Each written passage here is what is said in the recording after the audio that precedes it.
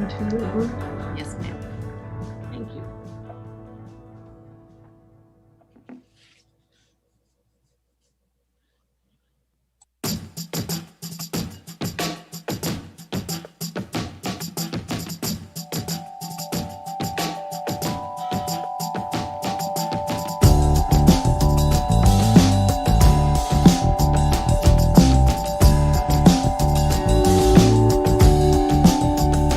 Mr. Marsh, when there is an appropriate point in your agenda, I would like to introduce Jared Taylor, who is the new assistant city attorney who just started yesterday and is going to be working with the police department.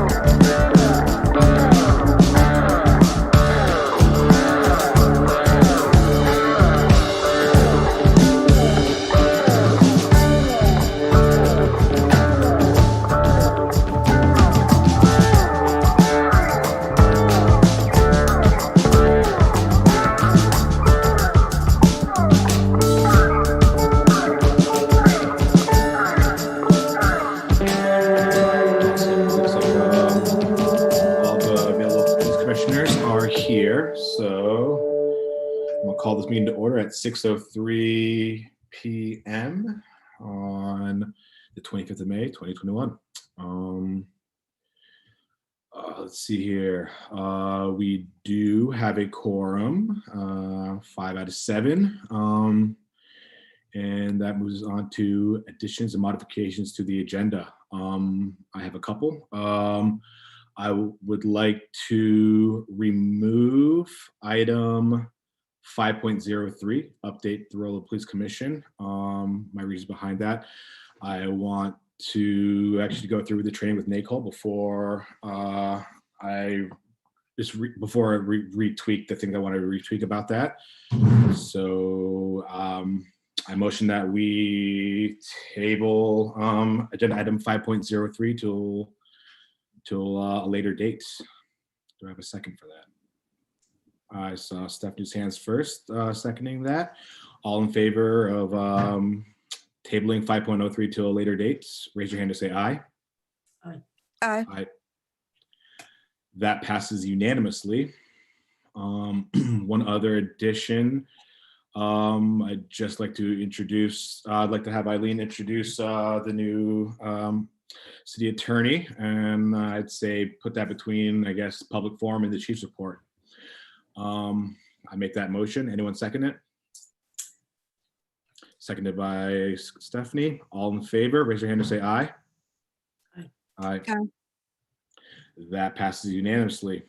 Unless anyone else has any further additions or modifications to the agenda. Hi there, Chairman. This is Commissioner Grant. I have something that I would like listed as a separate agenda item as opposed to just being in commissioner updates and comments. And I'm not quite sure how to put this, but during our last meeting, I expressed some concern about specific rhetoric that was used regarding the city council. And I would just like to kind of expand on those thoughts. Okay, yeah. let's see here. I'm happy to place that, I think, just replace 5.03, if that works with you. Sure. Thank you. Milo motioned that. Do I have a second? Seconded by Stephanie Seguino. All in favor of Milo's amendment to the agenda, raise your hand and say aye. Aye. Aye. That passes unanimously. Any further additions or modifications to the agenda?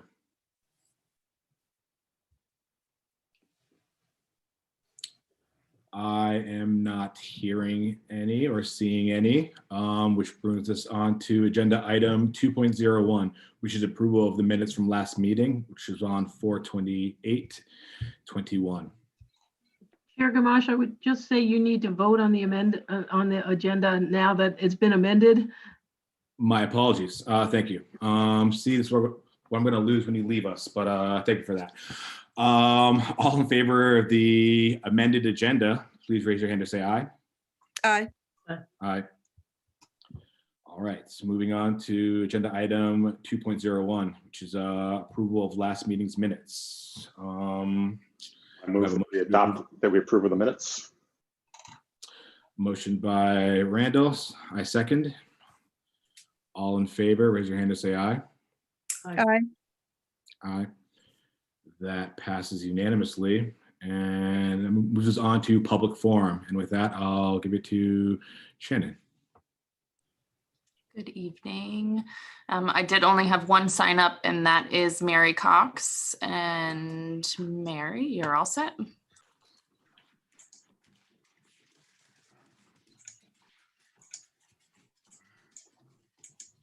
Here we go. Can you hear me okay? Yes, Okay. ma'am. So my name is Mary Cox, and I'm a resident of Burlington. I spoke here a few weeks ago observing improvements I've seen in the BPD response to mental health crises. My son, who gave me permission to speak to the commission about this, has a serious mental health condition. He's stable and happy now, but last year was in crisis and had numerous interactions with the police. All of the police, as well as the street outreach team members, were kind, thoughtful, and they were able to de-escalate things nicely. This is in stark contrast to 10 years ago. Since the time that I spoke before, a friend of my son was in crisis, wandering down Church Street, and had said that they were going to harm themselves. My son called the BPD and asked them to help his friend. He also called me and asked me to call the BPD, but didn't mention that he had already called the BPD.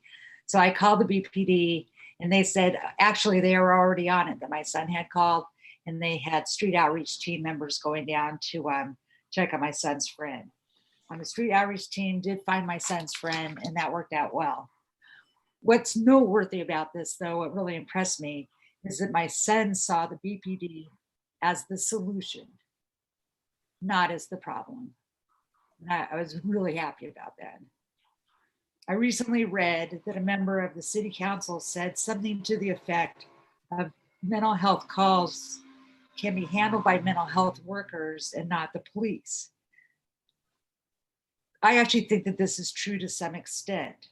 However, the BPD has a vital role to play in the event someone has a severe psychotic crisis. Also, this implies a robust infrastructure. So for example, Cahoots is a model for non-police response to many, but not all, mental health crises.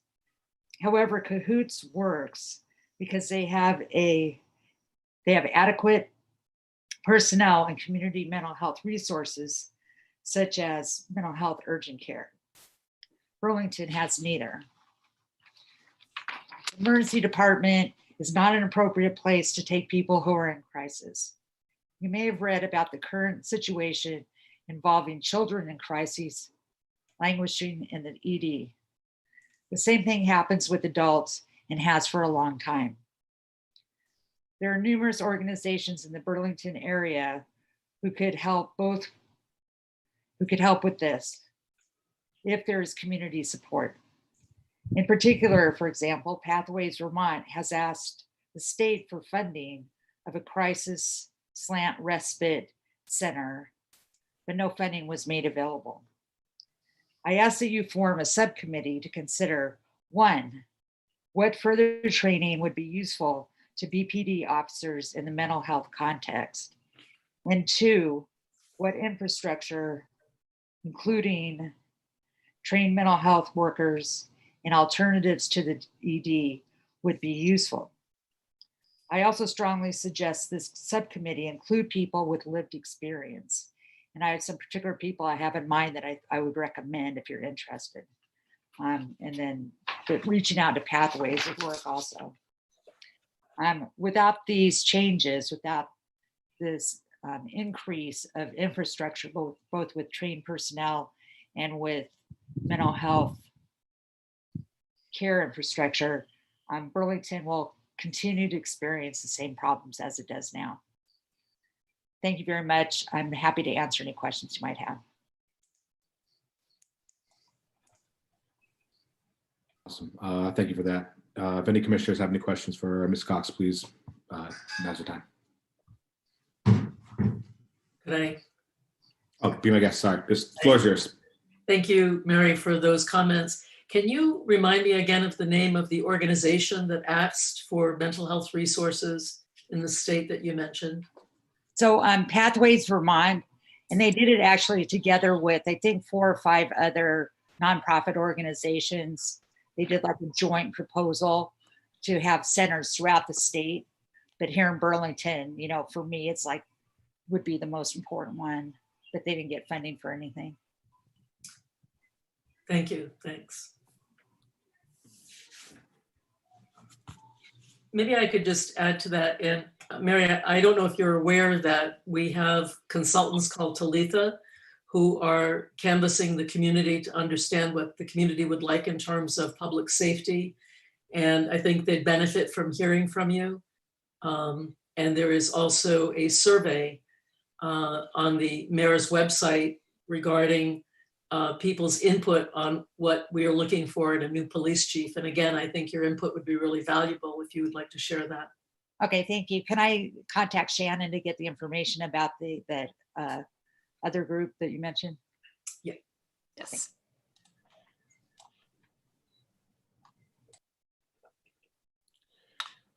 Any further questions for Ms. Cox right now while we have her present?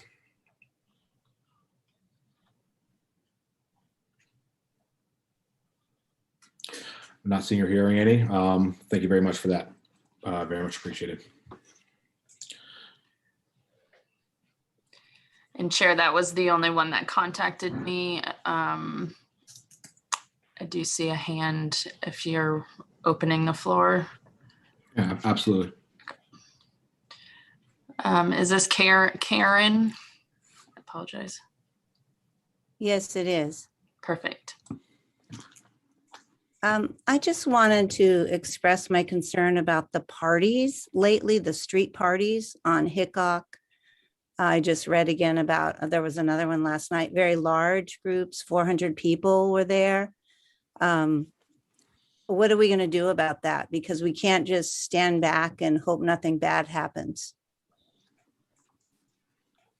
Which is what I read in the paper. I wasn't there, I didn't witness it, but I read in the paper, and I actually on Front Porch Forum, I believe there have been complaints of 3 other parties beyond the one that was just yesterday or the day before. So just wondering if the police are feeling that's not, the sense I got from the newspaper was that the police are feeling that wasn't a priority call.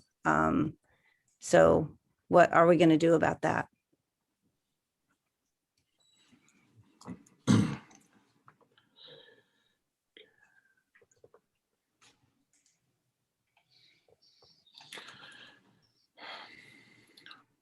Thank you for that.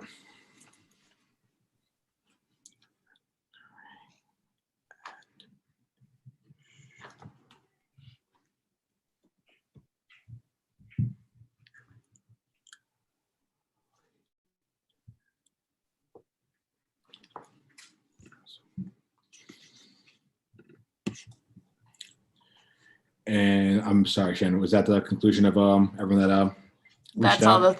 that's everyone that reached out. I don't see any other hands at this time. All right. Neither am I. That concludes public forum for this meeting. And next is the amended agenda item. And Eileen, I give it to you. Thank you. I wanted to introduce you all to Jared Pellerin, who, Jared, you want to wave your hand there, is showing up on the screen. Jared is the new assistant city attorney in our office, and he is going to be assigned to work with the police department and the police commission. I will be available to you as I can, but as I'm sure you know, my schedule's busy, and you may have heard that I have notified the mayor and city council that I do not intend to seek reappointment following the end of my term on June 30th. So I will be moving on, and they've posted my position and are looking for a new city attorney. So Jared is going to be our bridge, and he comes to us from the city of Albany, where he has been in the city attorney's office down there, and has done a fair amount of work with the police department in Albany. So comes with a little bit of some background and experience in the field. And he grew up in Plattsburgh, and is looking forward to when we get back in our office, coming back across the lake to Vermont. So I hope you'll welcome him and feel comfortable with working with him as things move forward here. Thank you. Welcome. You got some big shoes to fill, but looking forward to working with you moving on in the future. So welcome to Burlington. Thank you very much. And I look forward to working with you all as well. So my email is up and running. If anyone wants to reach out to me, jpellerin@burlingtonvt.gov, please feel free to do so. And yeah, let's get to work. Thanks, everybody. Thank you for that. This is Commissioner Grant. Can we have your contact information emailed to us? Shannon, would you be able to help us with that? Absolutely, Commissioner. Thank you. All right. Moving on to item 4.01, which is the Chief's report. So with that, I give the floor to the Chiefs. Thank you so much, Mr. Chair. Really pleasure to be here. I'd like to just start by saying welcome to Jared, and also I don't know what we're going to do without you, Eileen. So there's that. I really don't. So we will really miss you. With regard to our activities over the past month, it has been a very busy month for the Burlington Police Department. We announced, I think, something that was very important yesterday, but something that we put into effect on May 2nd at the onset of our new tour. As you all know, the year is divided into tours for the officers. They select their shift based on 4-month increments. And the new one began on May 2nd. And at that time, we instituted a priority response plan. And the priority response plan divides the 130 call categories that we track in our computer aided dispatch, or CAD, which is called Valcor, into 3 priorities. Priority 1, the most important and the highest risk kinds of calls. Priority 2, many of which actually can go in one direction. They can, in 2 directions. They can go to priority 1 or to priority 3, depending on whether or not they are in progress, depending on whether or not they have a public safety component. And finally, priority 3. Priority 3 are calls for service from the public that are incidents we track that don't have an immediate safety component. Many of them are quality of life. Many of them are things that we can, when necessary, stack. Stacking means that our dispatchers will not dispatch an officer to those kinds of incidents. And the rationale for this is simple. It has to do with our diminishing headcount and with the increasing volume of incidents. So we knew that we would get to a point where we would have too few officers to continue to provide the kinds of services that we've provided in the past. And I've said for quite some time in a number of different presentations to this body, to the city council, and to others, that would happen sometime around the point where we get to 77, 76 effective officers. I presented the budget to the city council last night. As of April 1st, using that as our marker, we had 82 officers on our books, 77 of whom are effective. So that means officers who are on military deployment, who are on long-term injury, who are away for other reasons are not counted in that effective number. We are now at a point where we are staffing our day shift and evening shift with 7 officers, and we are staffing our overnight midnight shift with 4. When you factor in our 0.863% availability factor, which is just a mathematical calculation that is predicated on the amount of leave that every officer is granted by the contract, those 7 officers become 6, and those 4 officers become 3. When we have 6 officers to patrol a 15 square mile, 44,000 square person city with thousands more visitors, we're simply not going to be able to respond to everything all the time. Now, we will continue to respond to everything when called as long as officers are free. But when we get to a point where fewer than 2 officers are available for service, we will not respond to those priority 3 calls. They will be stacked by dispatch for a response once additional officers become free and available. Sometimes those calls may have disappeared by that time. It's quite possible that a noise complaint will no longer be a noise complaint by the time an officer is able to address it. It's quite possible that a vandalism in the past, the person who called may not want to make the report at that point and may have to call in another day. But when we get to a point where priority 1 and priority 2 calls, domestic violence, assaultive behaviors, crashes with injury or with somebody dead, incidents of disturbance or of disorderly conduct that include a safety component, burglaries that are in progress, when those kinds of incidents are happening, we are not going to be able to spare officers to answer other kinds of calls for service from the public. The list is up on our webpage. It's at the very top of the Burlington Police Department page on the City of Burlington website. And you can see how our incident categories break down, both with regard to the alphabetical incidents themselves and with regard to the frequency with which those kinds of incidents occurred in 2020. So the presentation that we gave to the media and shared with this body and with the city council ahead of that media presentation demonstrates the volume of those incidents over the past during 2020 to give a sense of what we're talking about. Essentially, priority 3 incidents comprise about 50% of the calls to which we respond. Priority 1 comprise about 7.7% of the incidents to which we respond, and the priority 2 incidents make up that middle. So we presented that, and the reason is that we had a really, really busy week last week. There were a couple days where we had multiple calls for service involving very complex incidents. It's not simply the volume of incidents, it's the complexity and the degree to which they absorb officer resources.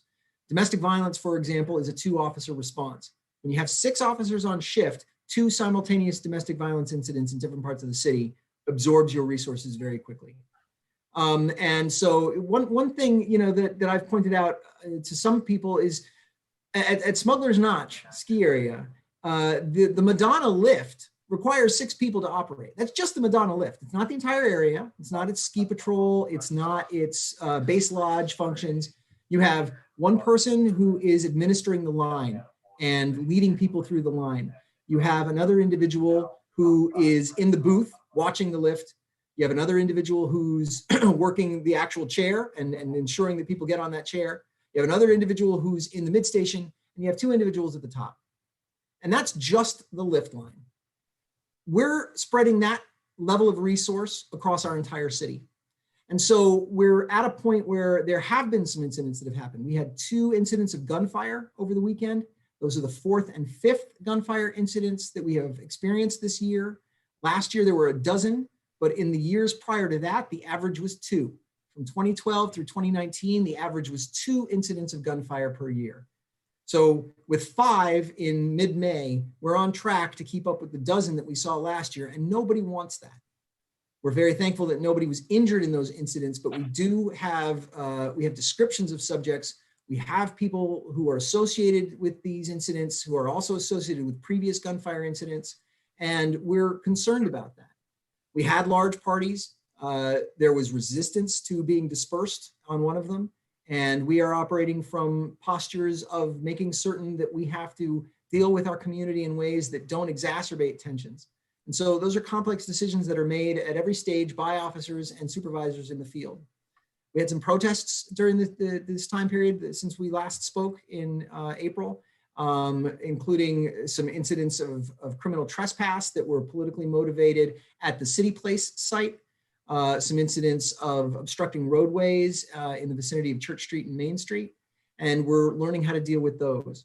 But we're also, forging ahead with a lot of very good programs and things that give us a sense of progress to be made, including our hiring of the CSOs that the City Council authorized after your recommendation that they do so. And we are actively pursuing those positions in order to onboard them. We're examining the tests that we give, talking about how to comprise the meetings the interview boards, and talking about the kind of field training that we're going to provide, since we intend for these roles to do a little bit more than our current very invaluable CSOs do. We are facing the prospect of bringing aboard a CSL, the Community Support Liaison, as well. And we are cooperating with CNA, the company that is producing the full operational and functional assessment of the Burlington Police Department. And we're finding some places where we don't have the resources or the technology to be providing them with exactly what they're looking for. So that's a good experience for us too, to see where we have some deficits, to hope that we can work with them to provide a good, clear picture of what we're getting done right, what we need to grow on, and then finally get the kinds of results from that assessment that we hope lead us towards a more robust public safety posture for the entire city, irrespective of what that posture is or how it looks. And then last, I'd like to point out that that today, excuse me, that's my radio, just one moment.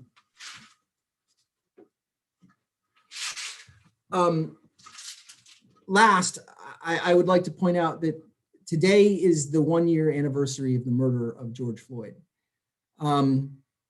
This day last year began with us working on the largest single food distribution that the city had ever seen, and assisting a team of people from around the city, around the state, in putting that together so that we could feed people on the belt. We closed down the whole belt.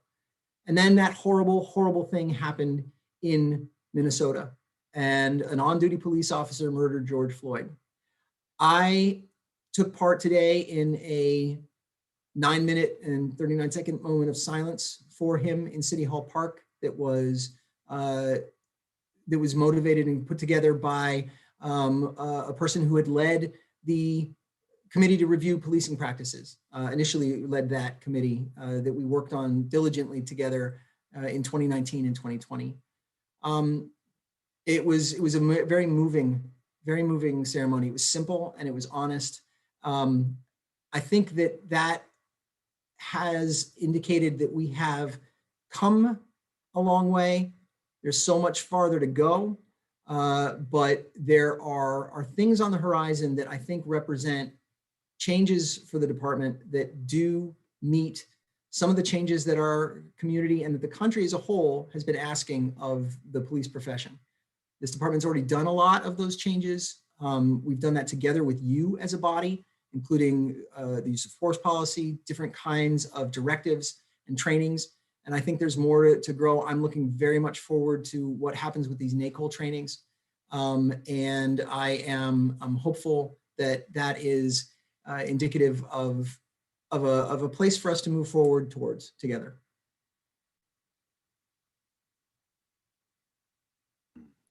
Thank you for that, Chief.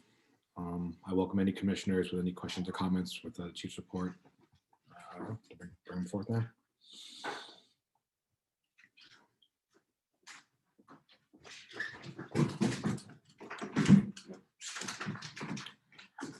I am not seeing or hearing any. Chief, thank you for your report, as always. Thank you, Moving on to, You're very welcome. Moving on to agenda item 5.01. This is the beard request for the Department Directive DDO 2.02. It was very straightforward. And basically, does anyone have any questions or comments over this?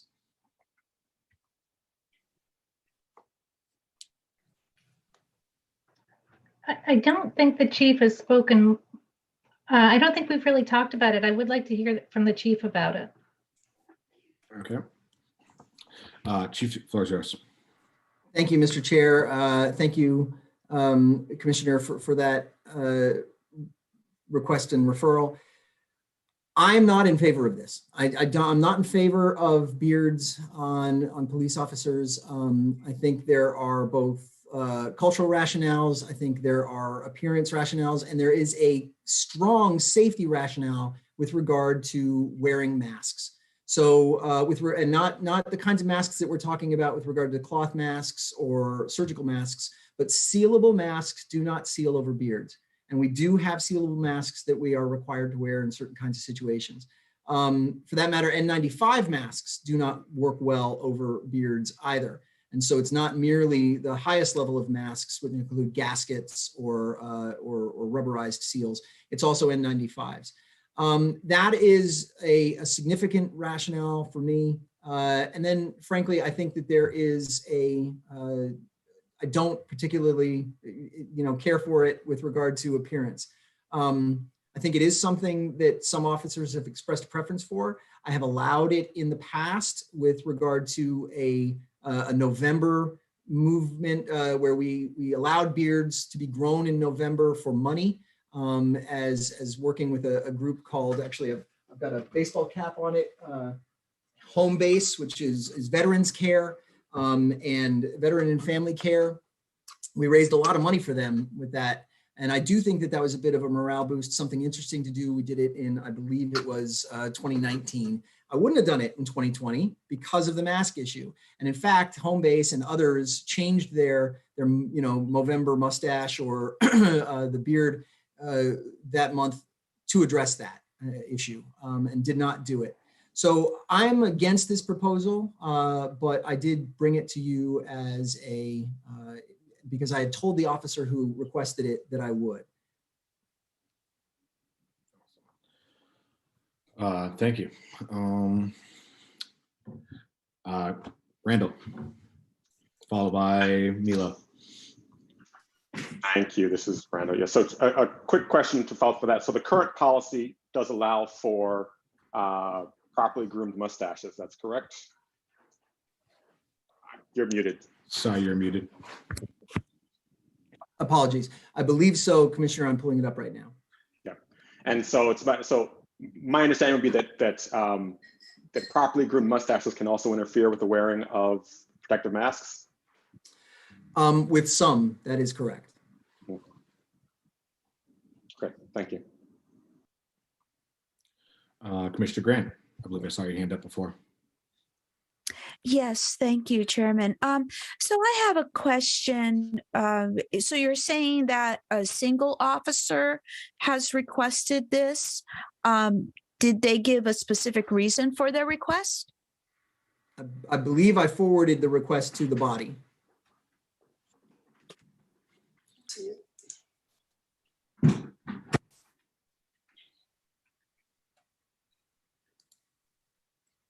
Can you say when you sent that?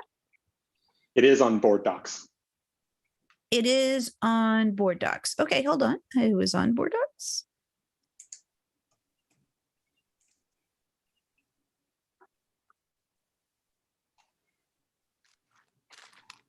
If I may just offer a clarification. Okay, thank you. I see it.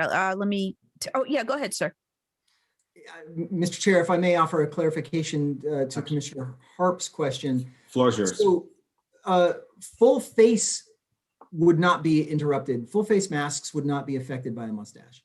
An N95 type mask might be, that is true. But most sealable masks are full face masks. The gaskets operate at the neck and sometimes around this part of the face, but generally they include a face shield as well. Thank you. Stephanie. Chief Marad, as I understand it, the NYPD has, as of November of last year, has allowed beards. And there have been some prior lawsuits with, and I just, as a hypothetical question, for a person with a religious background that required a beard. So those would be my thoughts on this, that they are actually allowed in a big city like New York. And although we may not have Sikhs, for example, who are currently police officers, that certainly is a consideration. How would you respond to that? So I'd have to check on that. I know that in the NYPD, during my time there, that we did allow Sikhs and Hasidic individuals to wear beards if there was a religious exemption for beards. There were also doctor notes exemptions for beards. There are skin conditions that are more prevalent among African-American officers than among other officers that prohibit shaving or make shaving uncomfortable. And anyone with a doctor's note like that was allowed to have a beard. Officers who were in regular and routine plainclothes assignments were often allowed to wear beards. It was sort of a perk of being able to get to a plainclothes assignment, whether that was an assignment to the Detective Bureau or an assignment to street crime or anti-crime. And certainly undercovers. There were a number of undercovers in the NYPD who had incredible hair that was very, very different than anything that would otherwise be authorized in order to be undercover officers. With regard to the rank and file, they were prohibited from having beards. If that changed last year, I am unaware of that change. I would answer with regard to our policy that clearly any kind of religious exemption would take precedence. It simply would, and I wouldn't even deign to fight that. A medical exemption would take precedence as well, nor would I deign to oppose that. I am opposed to this.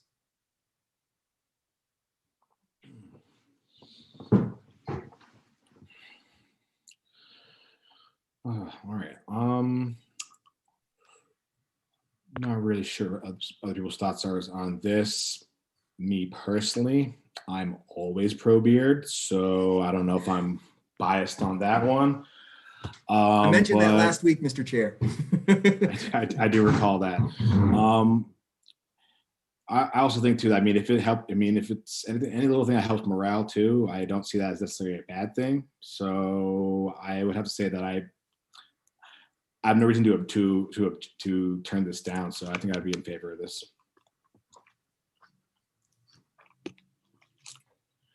And I guess with, sorry, Shireen. Are you looking for our recommendation? This is a level of, I don't like getting involved on something like this because this seems clearly within the chief's purview. But if you're looking for our opinions, I'm happy to provide an opinion on this, but I don't know that this is for the commission. I think it is, but before I answer that, I will give the floor to Randall. I think I was just going to say what you were going to say, Chair. I mean, so it is a department directive, and so its revision or adoption is, I think, within our purview. I think it's certainly within our right or within our capacity to defer to the opinion of the chief on this. But I think that it is set out as within our purview, so we can certainly make an opinion on that if we so choose. Yes, I agree on that. I just when the chief is. I have a hard time, overruling the chief on something like this, but.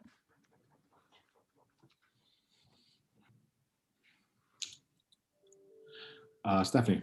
I'll just venture another comment on this. I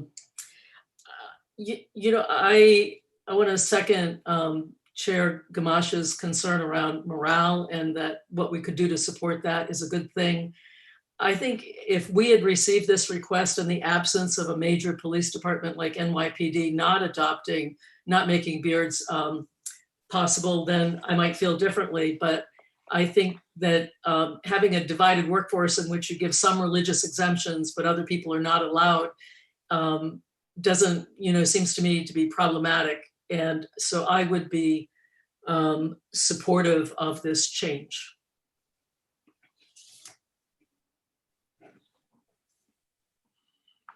Randall. I'm happy to give a motion if you're looking for a motion, Chair. I am, but I'm going to give the floor to Milo first. I saw her hand raised before we do that. So Milo, the floor is yours. Thank you. I just want to say that I agree with the comments that were just said, because, you know, we are seeing these changes in other major city police departments. We're seeing major changes with regards to not only facial hair, but hairstyles across the country. So and I believe I have faith that an officer, when we talk about mask usage, I guess I would trust the officers to make a decision that they would know when their beard gets too long, to interfere with safely using certain types of mask. So I would support this. Thank you. All right. So I guess the floor is back to you, Randall. Thank you, Chair. So I move that the Burlington Police Department adopt the revised Department Directive 02.02 with one minor revision. There's a typo in the last sentence of the revised policy, so that would be just changed. The Bureau Deputy Chief will have the ultimate authority on a case-by-case basis for the keeping of beards and facial hairs. Insert the word "of." Otherwise, I recommend that revised policy be adopted as DD 02.02. I'll second that. Any discussion over this? I'm not seeing or hearing any. All in favor of the motion, raise your hand to say aye. Aye. Aye. I believe that's not unanimous, so we have to do a roll call. Commissioner Grant? Yes. In favor. Commissioner Harp with a P? Yes. Commissioner Hart with a T? Abstention. I vote in favor. Commissioner Seguino? You're muted. I'm sorry. Yes. Yes. We have 4 yeas and 1 abstention. So that passes 4 yeas, 1 abstention. I'm sorry, is an abstention a quorum? Yes, because it's We the still have body's 4. we still body's 7. We have 4. So as long as there's 4 in favor, it passes. All right. Thank you all for that. And I believe that closes that agenda item. Moving on to agenda item 5.02, which is NACOLE training information. I'll say quickly, then I'll let Stephanie jump in and fill up any gaps that I miss. But we have, it's for everyone that's in the public. I know everyone on the commission here knows this, but for everyone that's zooming in from the public, we have some training coming up with NACOLE that begins this Wednesday. Sorry, not Wednesday. That's tomorrow. This Thursday. My apologies. Meeting starts at 5:30 p.m. With the training from 6 to 8. It starts at 5:30, so we can allow time for public forum and whatnot. And then after that, the next trainings after that. Sorry. Yeah, the next training will occur on June 10th, June 15th, and June 17th, all with the same time frame, starting at 5:30 for public forum and 6 to 8 p.m. And if there's any other little details that I missed, Stephanie, feel free to plug them in. I think you got it all. Just to say that these will be recorded and we'll have access to them later in case we want to review what we've learned. And yeah, they're open to the public, and that's that. Awesome. And I believe the training for this Thursday has been posted on Board Docs. So if anyone wants to see the Zoom, all that stuff, all that information is there. Randall, floor is yours. Just to clarify, the recordings will also be available to the public? They should be, and I'm just working that out with Shannon about where they would be posted.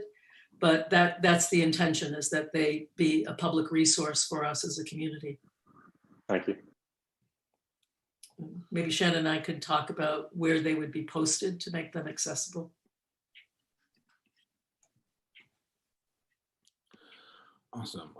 If there's nothing else to be discussed with that, we can close that agenda item.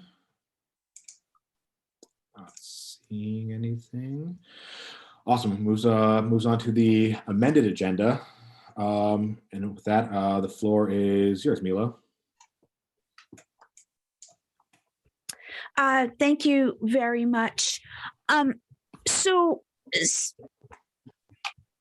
a nutshell, and I actually also want to mention, I have also discussed this with the mayor. I'm sorry, sorry to cut you off. You mind just giving a quick refresher for people that that are zooming in that weren't maybe not here in the beginning of the meeting? Sorry. Sure. So overall, I have, and I actually am not the only one, because during our the Talitha doing their town halls, members of our community actually expressed concern about this very thing as well, and that is a concern around the rhetoric that blames the city council for certain decisions that have been made, blames the city council for quote unquote creating a crisis. During the election campaign, that was something we heard over and over again, that the council had created this crisis, the council had created this crisis. And then it was upsetting to hear, and it was not the first time with regards to the chief using similar rhetoric. And then unfortunately, hearing at the last meeting that a police officer who was well-liked and respected felt that they had to leave because of the actions taken by the city council. Then the former chief, who was giving testimony to the New Hampshire House of their Judiciary Committee, and talking about reasons why he left or had to leave, however you want to look at it, described the city council as socialist with their knives out. And this is all concerning for me, because I feel that it's a false narrative. I feel that it does nothing to advance any type of healing or true understanding of what the issues are in the community, right? We've had a real lack of community engagement. And I think if we're to improve it, we have to change some of the rhetoric. So I just would like the chief to be reminded, and the officers and the department as a whole, and just everyone in the city to be reminded about the birds and the bees. Where do city councilors come from? Right? These are individuals who step up in their community, who want to perform a public service, who, when they make it known that they want to run for these positions, they make their points of view known. And hopefully those points of view reflect what members of their community or wards want. And then if they're elected, they are delivering upon, promises they made to people in their community. And they are delivering upon based on feedback that they're getting from members of their community. So if we take, for example, Councillor Freeman, who has really been far ahead of the curve because they were talking about reimagining and rethinking our views of public safety even before what happened to the late Mr. Floyd. So, and they took tremendous blowback. How dare you suggest that maybe officers don't carry weapons? Well, it's to start a conversation, right? Other countries do it. What do we need to do to get to that point? Can we ever get to that point? It's to start a conversation. They were treated like they were some kind of extremists. Well, they won re-election by 60%, almost, right? So it's not the city councilors, it's the people that voted for them. So it has to be some respect for the people in those communities who feel a certain way. We have seen that not everyone is policed in the same way. The numbers, and we'll be getting to some data shortly, the numbers show that.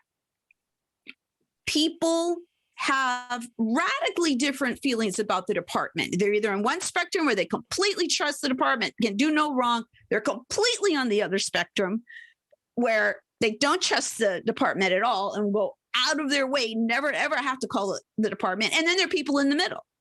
And if we want to talk about things about getting guns off the street, you need to have the cooperation of everyone in the community. If you have people in the community that are never going to talk to your officers, that's going to make it harder for them to do their job. So you have to be mindful of that rhetoric, constantly blaming city councilors because the people who voted for them, some of them are going to take that personally because they're going to feel it's being directed at them because they're the ones who voted for the city councilors. That's how they get back. I mean, if you take away some of the city councilors, but you still have people voting for similar types of individuals because they want certain issues to be addressed within their communities, that's not necessarily going to change the votes that are coming out of the council. So I appreciate everyone listening to this, and I hope we can be more thoughtful about a rhetoric and not create these false narratives and have an understanding and always remember, attack on the city council is an attack on the community that they represent because that community voted them in. Thank you very much. And if anyone has any questions, I'll certainly entertain them. Thank you. Thank you for that, Milo. Let's see here. Are there any questions for Milo before we move on to the next agenda item?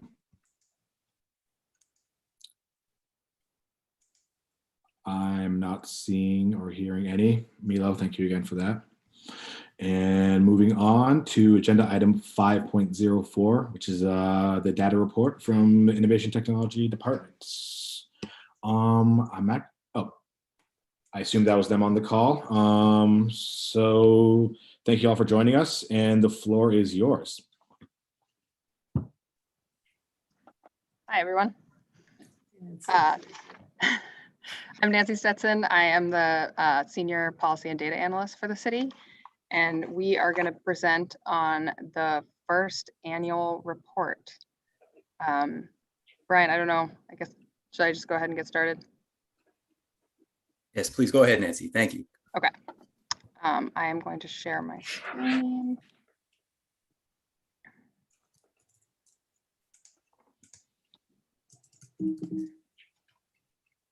Can everyone see that? Yes. Okay.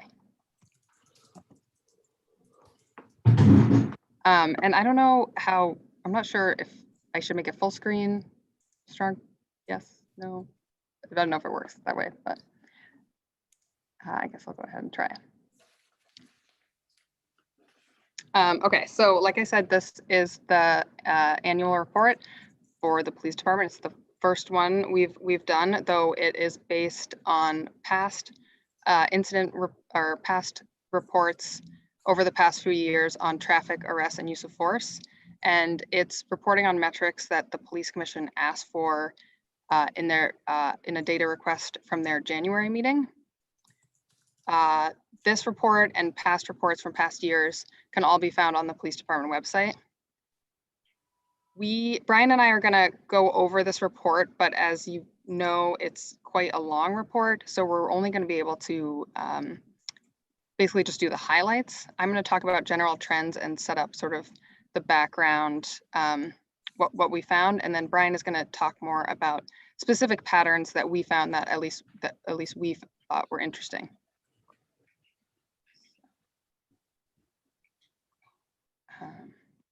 So first of all, just to set the stage, this trend just shows all police incidents. So in 2020, there were 23,600 incidents of all types. This is down quite sharply from 2019. It's down 17%. And it's about 2/3 of the amount of incidents that occurred in 2016. However, what that doesn't show is that not all incident types are following the same trend. So we looked at what the chief calls priority 1 incidents, which are the most urgent types of incidents. And these are largely flat. They were down 2% compared to 2019. There's about 1,800 of them each year. And yes, and these include calls or incidents like aggravated assaults, overdoses, these like most serious types of incidents. Part of the reason there's a difference between those two different sets of incidents, between all incidents and those higher level incidents, is that some of the lower level incidents that are officer initiated have dropped even more steeply. So for example, traffic stops are down 42% from 2019. There were about 1,200 traffic stops in 2020, and they're down 80% from 2016. So the Burlington Police Department is doing about 1 traffic stop for every 5 traffic stops they did in 2015. So it's just a different landscape. Arrests show somewhat of a similar pattern, again, down quite sharply from 2019 to 2020.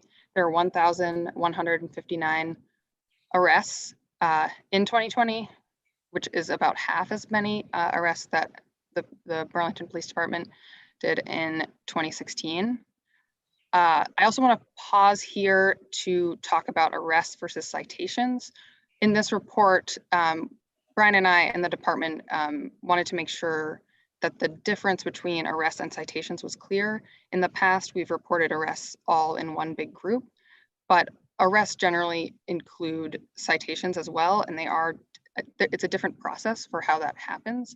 An arrest means a physical detention where arrestee is held, whereas a citation is basically a person being assigned a court date. They're being charged with a crime, assigned a court date, given a piece of paper, but then otherwise free to leave.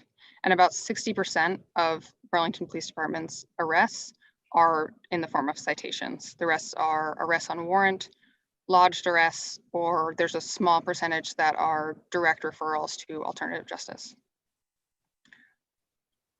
Finally, we have use of force. Again, as you might expect with all the other drops in police activity, use of force also dropped by about 1/4 compared to 2019. And it's about half as many use of force incidents as there were in 2012. So with all that drop in police activity, that's sort of the background. Oh, 1 second. Okay. That's the background, but I do want to make clear that there's still clear disparities in this police data. And so this is just a table that shows the breakdown of how the disparity changes with the severity of police interaction. So the black the Black percentage of the Burlington population is 6%, about 6%, which is about 2,400 people who live in Burlington. We also sometimes compare it to the estimated driving population for traffic stops, and about 8% of traffic, or 8% of drivers in motor vehicle crashes in Burlington are Black. And you can see what those are based on. It's out of about 1,800 motor vehicle crashes.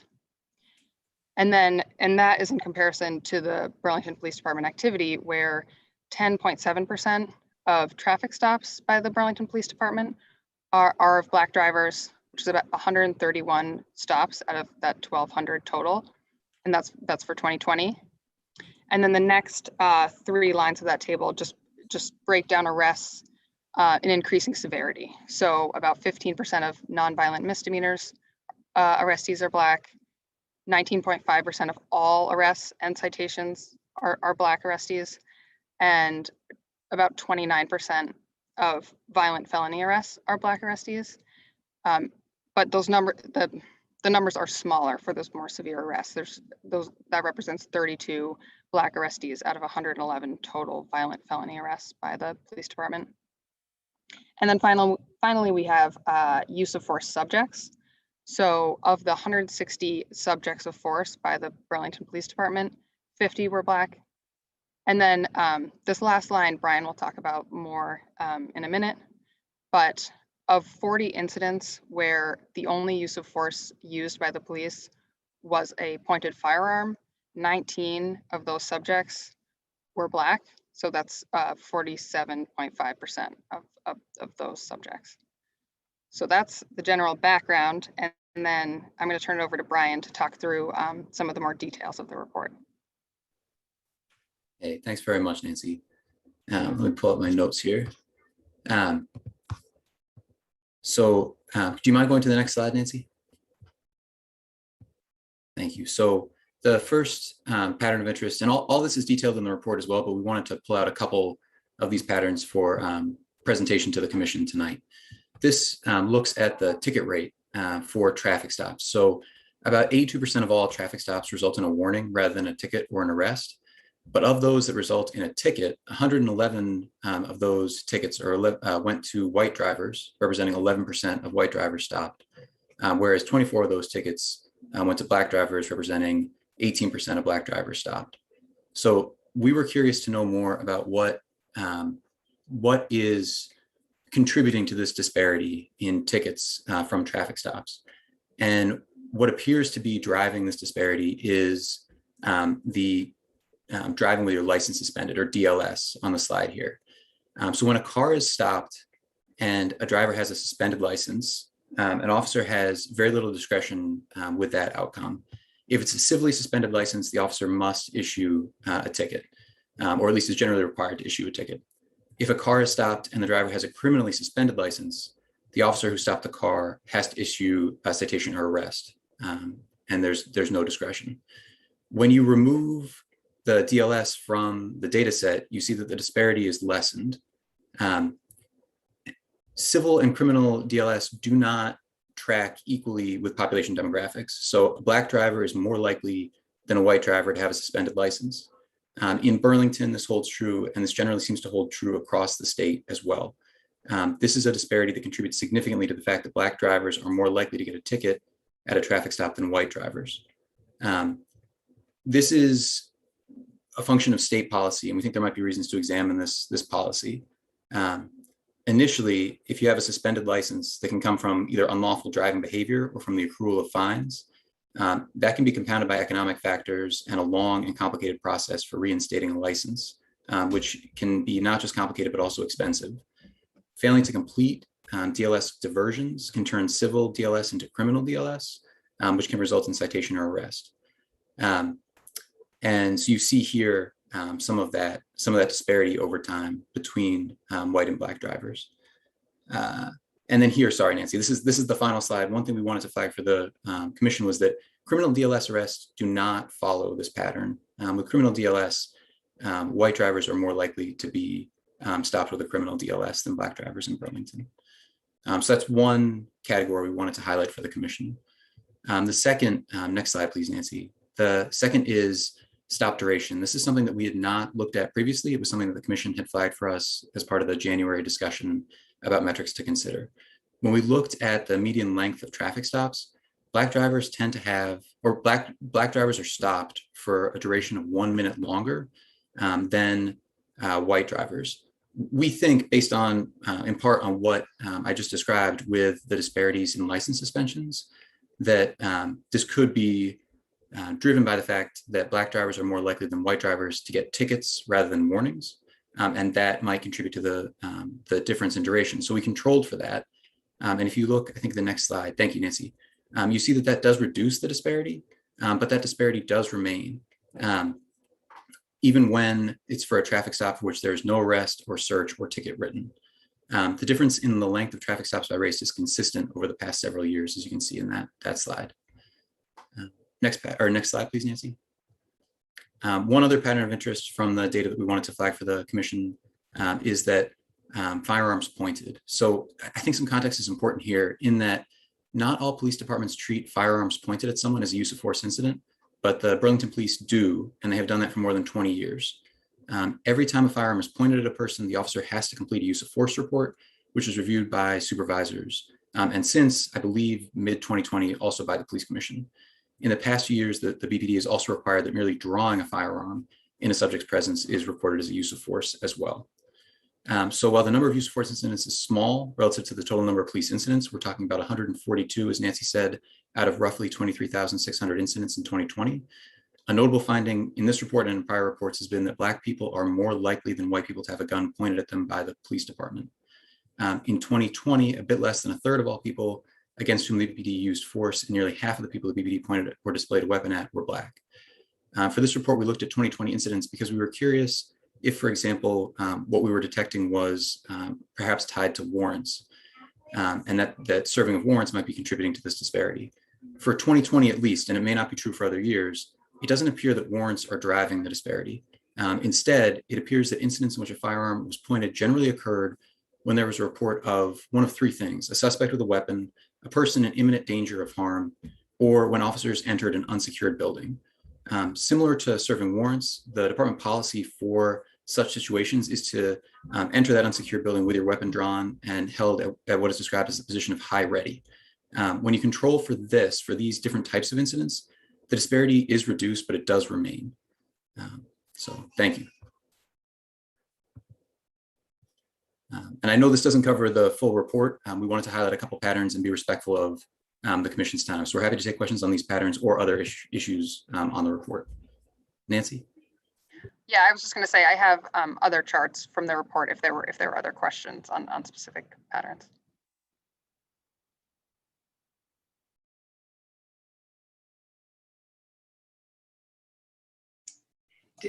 Are we calling on people or? Yeah. Okay. Go ahead. I have several questions, and I'm happy to just break them up because perhaps other commissioners do as well. With regard to the Black share of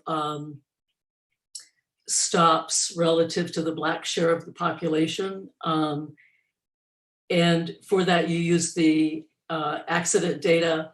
Just wanted to find out, was the accident data from 2020 or was that 2019 data? That was 2020. 2020, great, thanks. And just a comment, so what these numbers indicate with regard to the Black share of stops is that Black drivers were stopped at a rate that was 34% greater than their share of the driving population if we use accident data. That's not necessarily for you, Nancy, but just generally to put those numbers into context. So Black drivers are overstopped by a significant extent. The Equal Employment Opportunity Office uses a similar measure for various kinds of discrimination. It's called the Disparity Index. And their guidance is that anything over 1.2, or in this case, 1.34, is indicative of a substantial issue that should be investigated. So another question about the decline in traffic stops.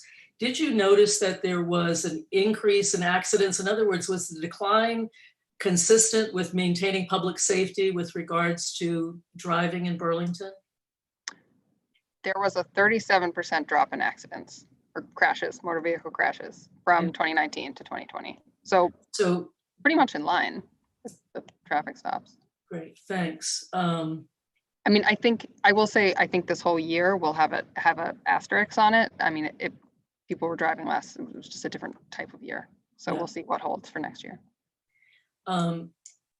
I'll just ask 2 more questions and I'll wait my turn to come back to you again. I should have started this by saying I really appreciate this report. I think you did a great job on it and you highlighted some interesting new types of information we haven't seen before. So I really appreciate the work that you've done on this.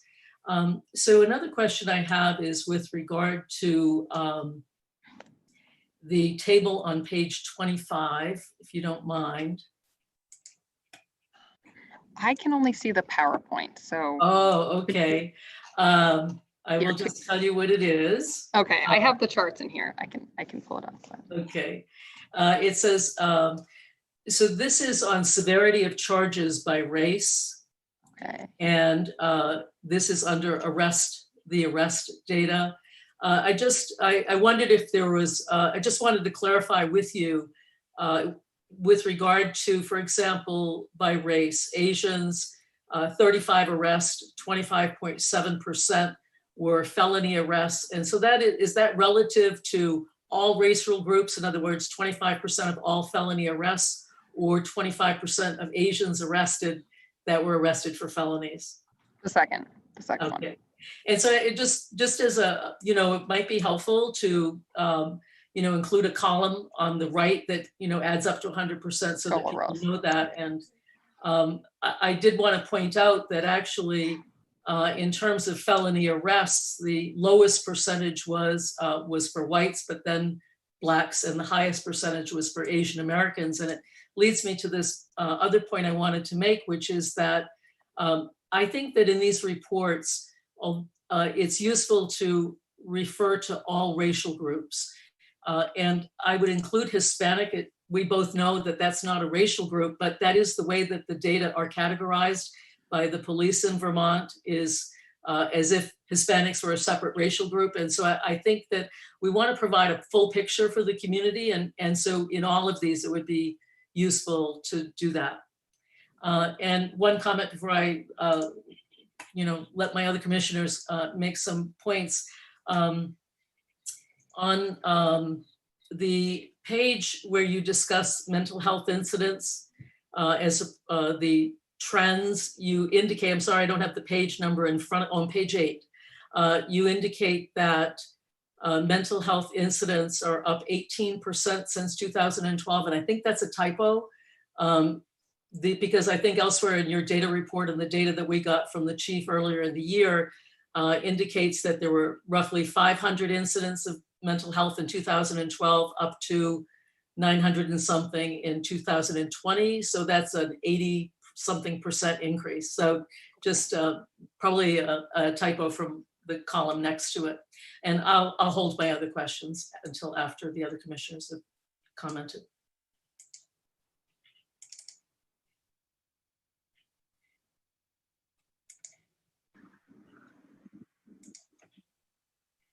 Oh, sorry. Commissioner Harp? Yeah, thank you. No, I actually don't have too many questions right now. Actually, I want to second Commissioner Seguino in commenting on the quality of the report. I think it was very well done. I hope that the commission can continue to receive reports of this quality going forward. I think it was very nicely done. So I actually have no questions about the data themselves, because I thought, as I said, that the data were presented very clearly. And so just one question about, and this actually might be a question more for the chiefs on the call, about the direct referrals to alternative justice. So you said that a small percentage of arrest citations were direct referrals to alternative justice. And I was wondering essentially what kind of discretionary judgment officers have to make that kind of direct referral, and what conditions are those done, and what the patterns are for that kind of police action. So I don't know whether you know, or whether I should defer that question to the chiefs.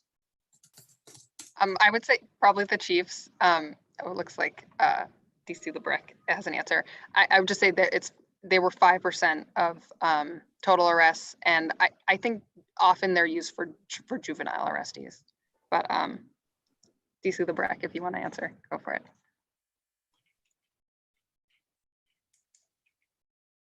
Oh, sure. Thank you. Thank you, Chair.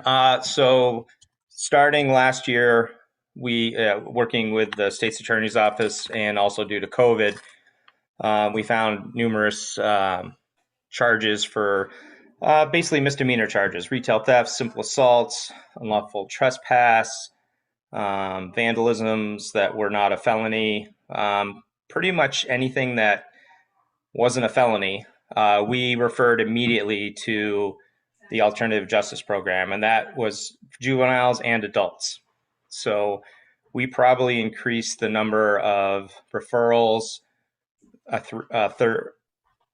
three times, at least 3 times as many as we would do normally in the past. So I basically dictated to the officers that any low-level misdemeanor crime would go to AJ first. So that's pretty much how we handled that. Unless it was it would have to be a serious crime, like a felony, like a aggravated assault versus a simple assault. Domestics, all domestics still went to court. DUIs went to court. But those are the serious types of crime. Anything that really didn't rise to the level of felony went to AJ first. I hope that helps. That does. So a quick follow-up question then. So then were there any cases then of arrest citations which involve those low-level offenses which did not get referred immediately to alternative justice? No, almost just working with the SAs, and because of COVID, we just found it was easier to start, the process into AJ, which obviously if they follow through, that will never go on their record because there's never actually any affidavit or paperwork filed with the court if they follow through their alternative justice program. But I'm trying to think of, I can't think of, the only one that would be a misdemeanor that we could not and AJ cannot take is a DLS. We were talking about earlier, that was associated with a crime like a DUI or an operating without owner's consent or attempting to elude or that type of motor vehicle crime. The AJ, they can't take those. Those had to go to court. So then last follow-up on this. So I'm hearing you say essentially that officers don't really have much discretion at all in making that judgment about direct referral to alternative justice. Is that correct? Correct. All right, thank you. And I just want to jump in right quick. Happy for the chiefs to take questions. I think keep questions for Nancy and Brian first, and then we'll do the questions for the chiefs afterwards, just to keep it nice and simple. Sorry. Thank you. That's all my questions. Thank you. Commissioner Grant. Thank you. And I also want to thank you for the format of this presentation. Often when I look at these types of reports, I think not only about ourselves as police commissioners, but also readability and understanding for the public who wishes to review these documents. And we definitely encourage the public to do so. I feel that this is something that is easily digestible by a quote unquote average person who isn't, working with this type of information on a day-to-day basis. So I do appreciate that. Had a couple of questions. So as we just discussed, the issue with disparities still continues, even with the drop in certain incidents overall. And I kind of, last time we had when we were really deep diving the data, we had a very strong issue that I found, for lack of a better word, extremely problematic around the downtown area. Now, with this current report, and this was use of force in the downtown area by certain officers during certain times of day, mainly at night. So in 2020, because of the pandemic, we haven't seen the amount of activity in the downtown area. I do want to kind of have your opinion based on the trends that you are seeing. And this is also a concern that I have, especially in light of these huge parties. I mean, we have certainly seen into the semester large gatherings before, although it seems that they moved more from downtown into neighborhoods. I feel like the trend as we work ourselves back to a new normal, as more people get vaccinated, and by the end of the summer, fall, we will be back to quote unquote regular activity downtown. And I'm just wondering if you see the potential, if there's no changes put in place or a plan put in place, for those numbers to go back up in that situation, in those situations. I mean, that is a really hard thing for me to answer. I mean, most of my work is looking backwards at what has happened. I mean, I think that's probably more for the chiefs. I will say that over 2020, basically the number of incidents matched the number of use of force incidents in the downtown area. That they were more equal than in past years. But I don't know what's going to happen in 2021. Brian, I guess. Yeah. Just to add to that, like, it does seem like there's a higher level of violent incidents associated with bar closing. And so depending on what happens around bar activity in the future, that might be a predictor, but it's, as Nancy said, it's very hard for us to speculate about the future.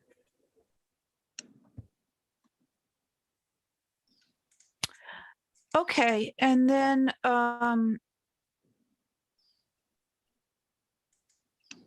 actually, that would be all I have for now. If anybody else has any other questions, thank you.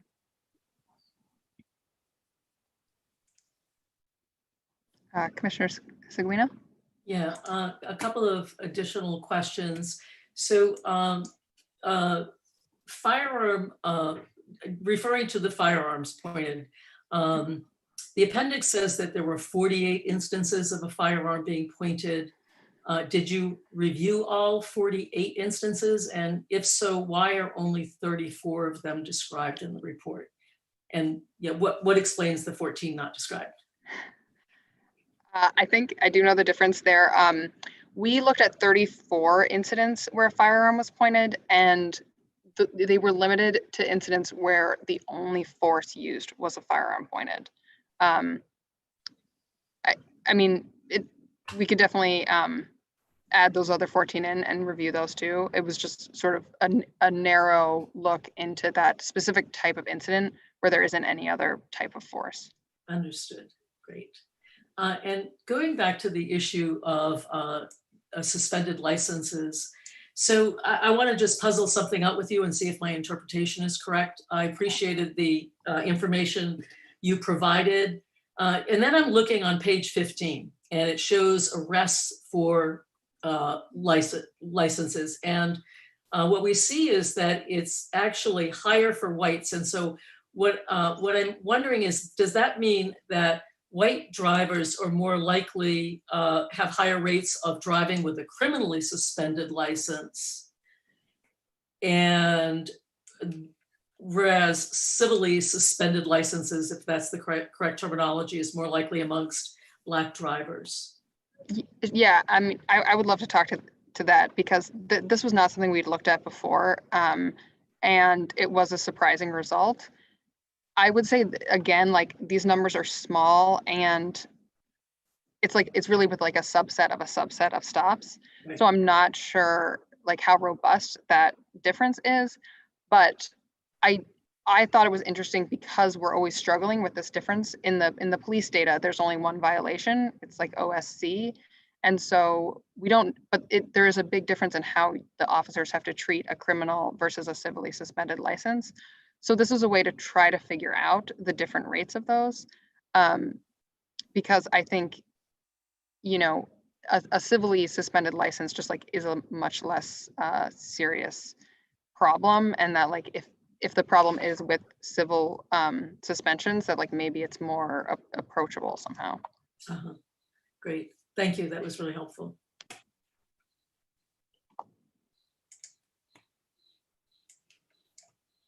Are there any other? Oh, actually, I just have one more if I could. Sure. So there are a variety of reasons for stops, and you pointed out that it was primarily motor vehicle and vehicle equipment stops. There are investigatory stops, and I wonder if in future reports, if you could just do a breakdown of percentages for various kinds of stops and by race, so that, because we've seen in the past that investigatory stops have tended to be significantly greater for Black drivers than other racial groups, for example. So just another piece of information that helps us understand the data better. Yeah, I noticed that in the table you sent me. I don't think I included that in the back tables. There is a note about investigatory stops in the text of the report. And I think there were a total of like 5 investigatory stops maybe in the past year. So the numbers are quite small. Right. Yeah, the small numbers is a big issue, and yeah. But yeah, that type of table could definitely be added to next year's report. Thanks. Are there any other questions I'm not seeing?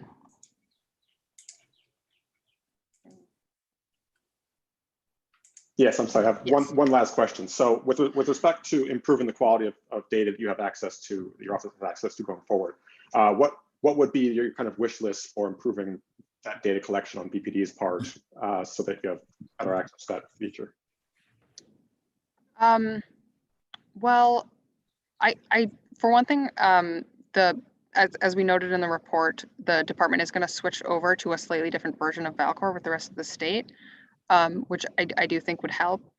Brian and I actually spoke with some people at the state a couple months ago now, and I asked them about this, how they dealt with data issues. And it seems like a lot of it just comes down to like sort of constant auditing of the data coming in. And I think there are better systems we could put in place to sort of catch things as they come up.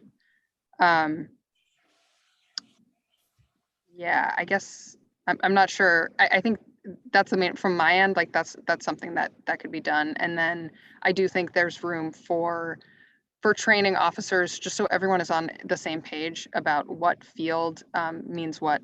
I gave a couple examples in the report, but there are some smaller issues where it's just open to interpretation and people interpret it different ways. And so then you get data that doesn't make sense. Yeah. Brian, I don't know if you had something to add. No, I just want to second that. I think, it's a data set that's impacted by dozens of people over an extended period of time, and differences in interpretation about what something means can create data quality issues for us. So I think, I think that kind of training opportunity is a real and potentially really valuable one from a reporting perspective.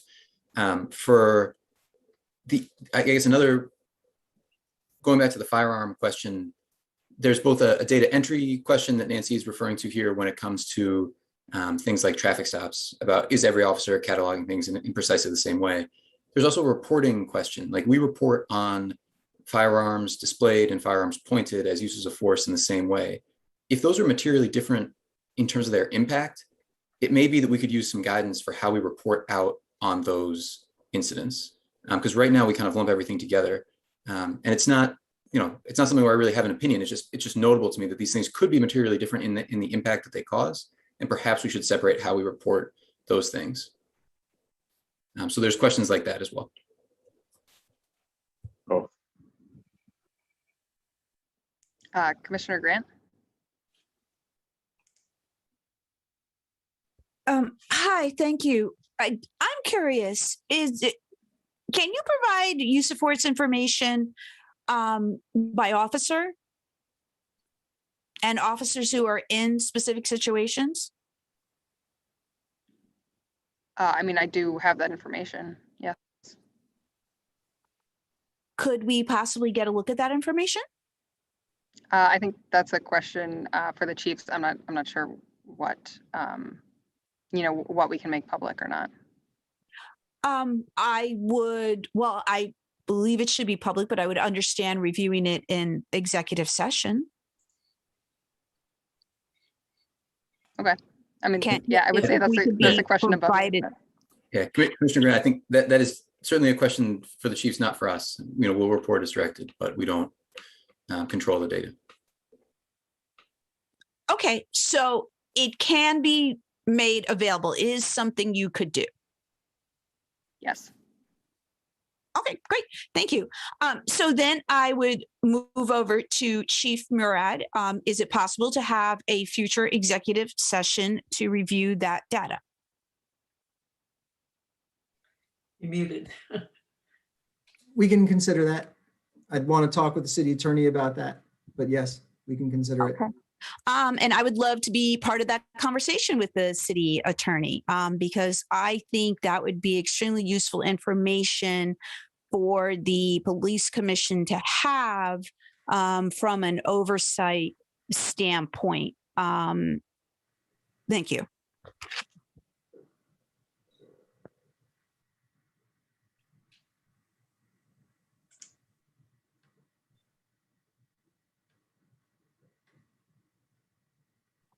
Are there any other questions? I guess not. I'll jump in and say then, to echo what other commissioners have said, thank you for this report. I am someone I'm not a data wonk or good with data at all, and I found this to be quite digestible. So kudos to you all for that. Thanks.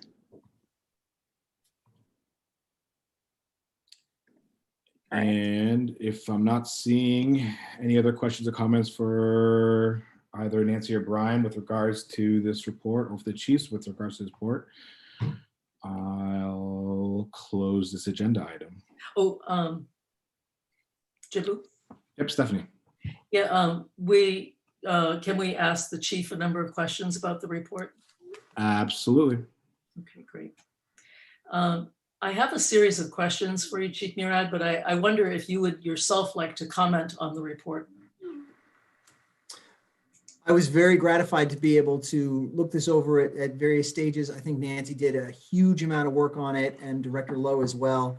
We're really going to miss his presence in that office and the steady way with which he approaches data on a variety of fronts. I think the city owes him a huge debt, particularly around the way in which our city responded to the COVID-19 crisis. I was very, very glad to be able to work with them on this report. If I may then, Chair Gamasha, have a Floor is series of yours. questions. Okay. With regard to the issue of license suspensions, I have several questions for you, and maybe what I can do is put them all on the table since they're interrelated and ask for your comments.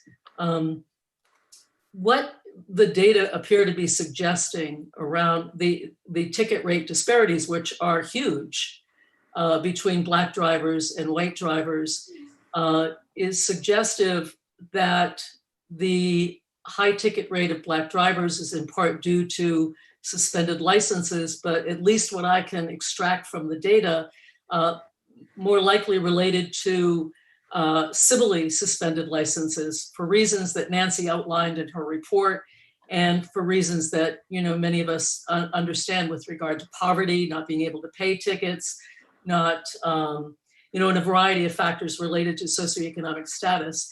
So one of my questions is it department policy, that is BPD department policy, that officers are required to issue a ticket in cases of civilly suspended licenses as separate from criminally suspended licenses?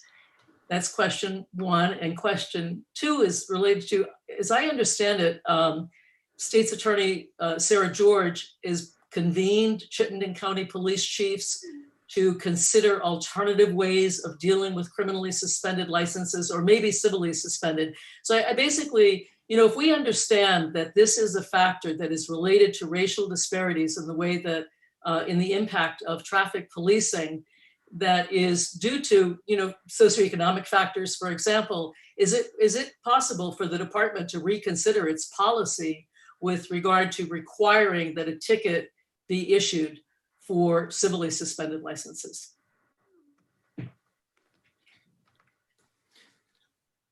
Sarah George is talking about that. I've talked about that with her, about ways in which we can flag the difference between those kinds of reasons and rationales for a suspension. There is frankly an issue of liability. When we have somebody who is not supposed to be driving, that person is not supposed to be driving. And the same factors that may drive it to occur for anybody, whether those factors are factors of economic access, factors of the complexity of the system, factors of not being able to access courts, or just letting things go and being sort of not caring about the consequence of it, those are across a lot of lines. And so if we were to make a policy of this, it certainly wouldn't be a policy that would be directed only towards one group of drivers. But I think that the idea that we would take people who are not supposed to be driving and then allow them to drive off without any kind of documentation or consequence of that is a liability issue for police. So we really do, the issuance of a ticket in those instances is something that discretion has been radically reduced for the officer. Okay, I will just make a comment that I think there's a difference in terms of safety regarding a civilly suspended license for, who knows, vehicle equipment and so forth. It's me making a comment, Chief, excuse me, versus criminally suspended licenses. And I think if we want to address issues of racial and ethnic disparities, that we should become nimble in our thinking about how we can address that and be innovative. So I'll leave it at that and go on to my next question. And that is, why, when use of force incidents are decreasing over time, is the percentage of incidents where the subject is Black consistently increasing in your view? So, Mr. Chair, if I may offer a point of clarification, a number of civil suspensions are from criminal conduct that gets pled down into civil suspension. That is not something that's uncommon. So the possession of being OSC is not automatically an indication that it was merely a financial issue. With regard to the question about use of force, the absolute number for everyone is driving down, but it's driving down for Blacks as well as whites and all ethnic groups. As the numbers get smaller, we do see changes in percentage. Those percentages were really stable over the three previous years, and they changed a bit in 2020. But that coincided with a great reduction. I'm not quite certain what that comes from. I do know that, for example, of the gunfire incidents that we addressed and serious crimes of that nature, we saw disproportionate groups in those suspect groups. So that contributes. I think that there are some real questions we have to ask ourselves as a community about where these, what is at the root of some of these activities, the behavior that's at the root of these, the factors that contribute to behavior, and how we address those. But when an officer is on the street and looking at a behavior in front of him or her, they're addressing that. They are not thinking about the host of other factors that may have led up to that moment. Certainly that is our job. That's our job as police executives, your job as a police commission. And we do want to examine those and understand where the police department can play a role in stopping those issues upstream. By the time they get to the street where an officer is observing conduct and behavior, we are in a different position. Well, let me follow that up with a couple of comments and a question for you. The report identifies a variety of disparities that are in many ways troubling. And they suggest that Burlington police officers see Black people as inherently more threatening or dangerous than other racial groups.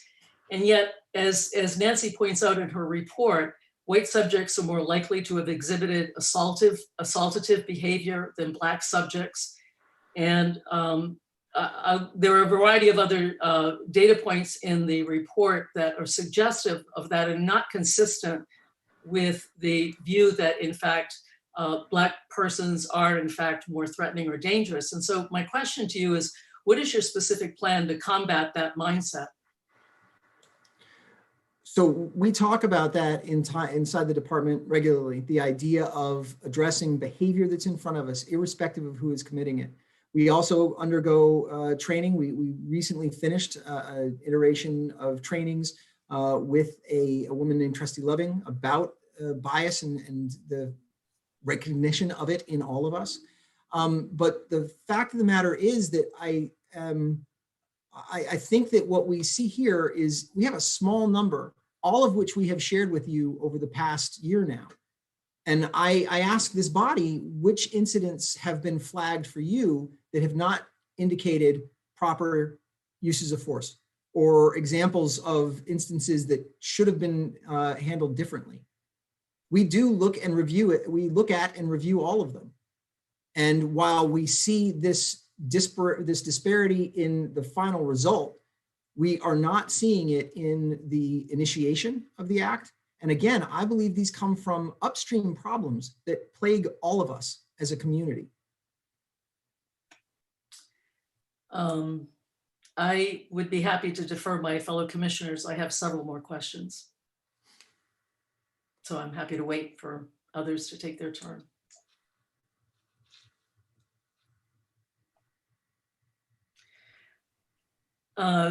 If not, let me ask then. So nearly half of the. Oh, I'm so sorry. I was muted. Mila, sorry. Mila's hand was raised. My apologies. Thank you. So it's very difficult. I have a few issues. So first of all, if you, Chief, if you could just elaborate more on what you were saying about if something had been pled down. I mean, aren't you supposed to be, the officer supposed to be looking at the end result, which is what was pled down? Yes. If that's what was legally the result. That doesn't change the fact that it is the criminal behavior that led to the interaction in the first place. The assertion was that an OSC suspension is automatically indicative, not of behavior, but of some kind of economic issue, some kind of difficulty in navigating the system, something that is not on the individual, but is instead on society. And I am suggesting that is not always the case. So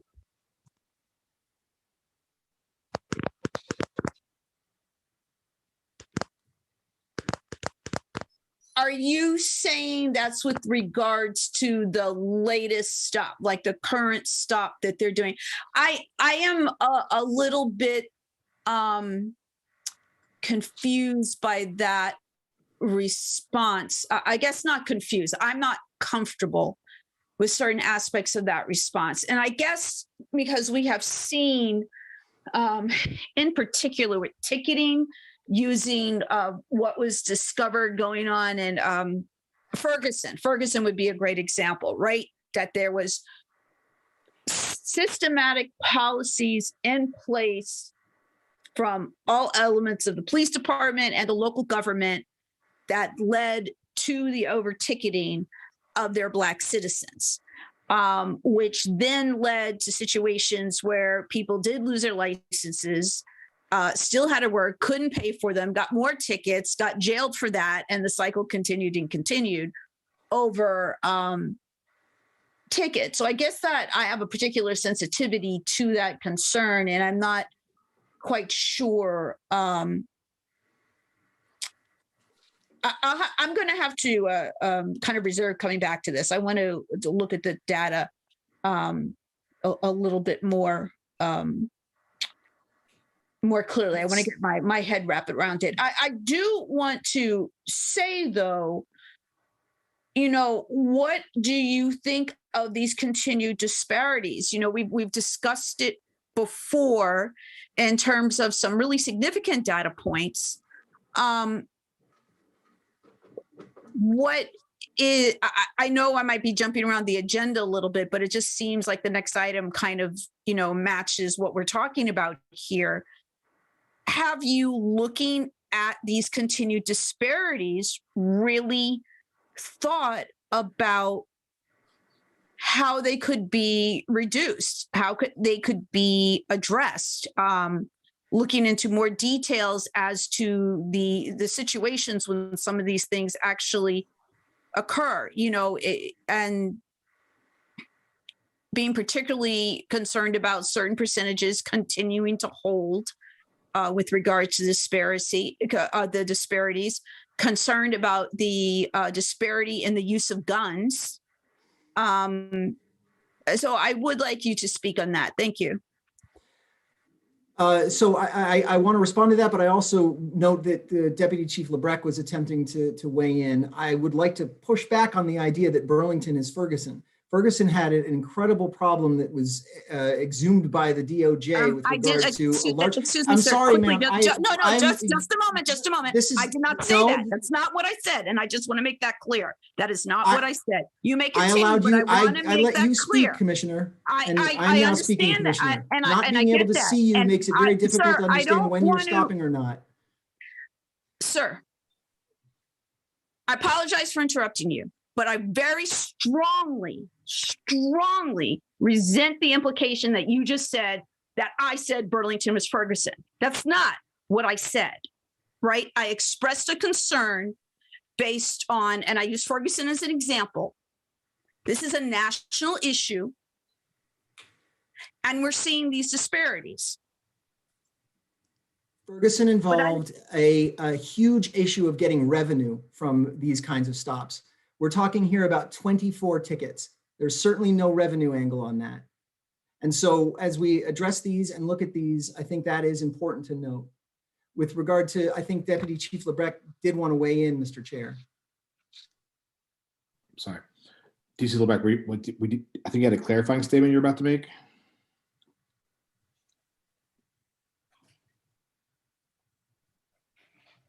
Sure. So when it comes down to the two types of suspensions, there's criminal suspension and there is what you call non or civil suspension. So the OSC, operating civilly suspended, which is a ticket. Title 23 says you will issue the ticket for that. There's no leeway with it. There is a program in place with DMV that people that do accumulate those types of tickets, like 1 and then 2 and then 3, they can work with DMV to pay off if they are civilly suspended, say, for not paying a fine or something like that. They can work something off and they actually get their license back before they have paid off all the fines and stuff like that are associated. So they basically can work something out. The criminally suspended ones also had the state's attorneys, I'm sure you remember, did like an amnesty day where people could come in and they basically received the same thing. They came out, they worked out some sort of deal or something like that with paying off the ticket, but they got their licenses back. And those are both really good programs, and I think they should continue. I think they certainly help. There's a reason why that the DMV actually changed. It used to be every OSC, the civil ticket, when you got stopped, you would get a fine and you'd also get 5 points on your license. So if you were already suspended for, say, having too many points on your license, like say you had 10, now you had 15. And if you got stopped again and now you had 20. So the DMV actually got rid of the points for second OSCs and any other ones that occur after that. So there's no points anymore because they recognize that, this wasn't doing it. It was a downward spiral for people that would get those types of tickets.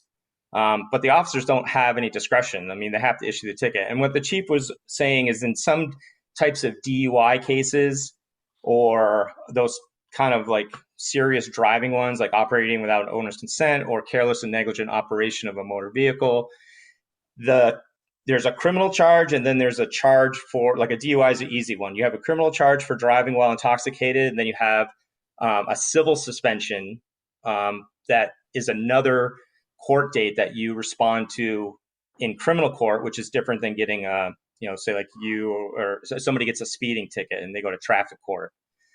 Those tickets can be pled down to a civil suspension rather than a criminal suspension. But they're still suspended, and they still, if they're attached to a DUI and they do that, then that, if they're attached to a DUI and they're suspended, that's a criminal suspension, and that's when the officer once again has to at least, give them a citation to appear in court. DC Sullivan, you want to add in? Yeah, I was just going to add that that's a very good example of the simultaneous tracks, right? DUI is a very easy example to understand because you have a civil track and a criminal track. And what can happen in the court is the court may dismiss the criminal charge as long as they plead to the civil suspension. So they may actually have an underlying DUI that results in a civil suspension. So that's the easiest thing to understand as far as a criminal violation resulting in a civil suspension. I would also add, just reiterate that we are talking about extremely low numbers here. Chief Murad made the point that we're talking about 24 traffic tickets issued to black drivers over the course of a year. So there is no doubt there is disparity there, but the sheer number is very, very small. And then as far as the use of force goes, I know there was a comment about gun pointing. I thought Director Lowe did a very nice job describing this. I mean, these are non-discretionary on the part of officers. They are trained this way at the Vermont Police Academy. They are trained, and it is an officer safety issue. When they enter buildings, essentially unsecured buildings, whether it's on a search warrant, where they find an open door, whether or not they have to make exigent entry, most commonly in the case of domestics, they point their firearms into open space. And whoever they encounter, a firearm is pointed at them until they ensure that they're safe, usually meaning that they're looking at the suspect's hands and making sure they don't have a weapon immediately available to them. But the firearm is pointed at them. That is procedure, and that happens regardless. So even though there are disparities, certainly in the data here, it is not discretionary on the part of the officer at all. I have looked at the facts regarding at least the first half of every single use of force incident in 2020, and I have found nothing that indicates any sort of bias on the part of the officers in regard to firearm pointing. It is all dictated by policy and procedure.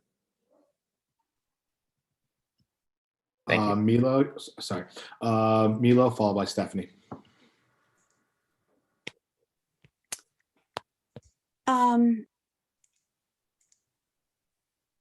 So I would like the chief to just review some details about Ferguson. To simply, it's not just simply a matter of collecting income. There were some pretty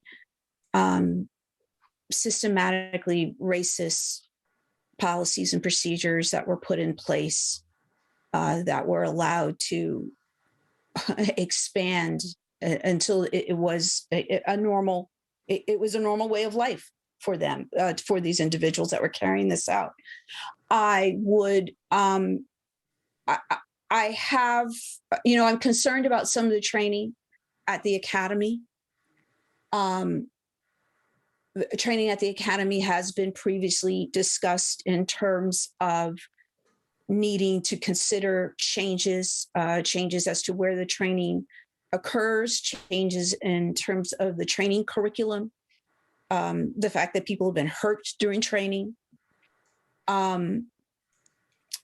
So although I hear what you're saying with regards to that, that doesn't make me feel at ease, because I know that there's areas there that need to be improved upon.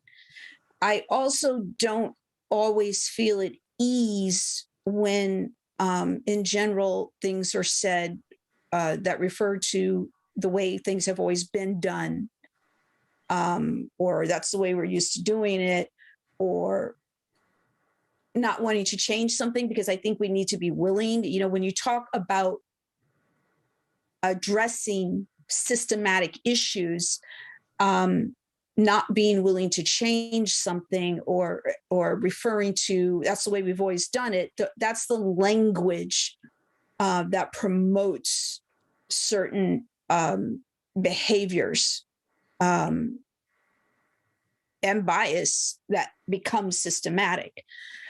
With regards to the numbers, we've talked about this before. I know it's a repeated fallback. The numbers are small, the numbers are small, the numbers are small, but the continued disparities are there. And at the end of these numbers, no matter how small these numbers are real people that are being affected, that are going through these situations. So yes, the numbers are small, but they're real people. They represent real people. So therefore, I guess I'm not willing to look at these numbers as I don't interpret them as being small or being insignificant. Once again, because we still have these disparities continuing. And I do believe that having the information, looking the information across certain officers, let's take a look at what people are saying. What are people actually doing, right? What are they doing? Who's in certain situations? Who it may be representing those disparities, or is it really across the whole department? I think that's important information. And I think sometimes, we already have had an incident where we've been denied the option to view, all the available footage. So, and that makes me distrust. That makes me not have a lot of faith when you say, oh, well, we reviewed all this. Well, we're not allowed to review everything we need to see. And that's a huge problem. And then you want me to believe, you want me to represent to people that I'm trying to stand up for, that, I can trust what you say on these issues. And I have a lot of trouble doing that when I can't even get access to information I think is really important. So I'll leave it there for other people to speak. Thank you very much.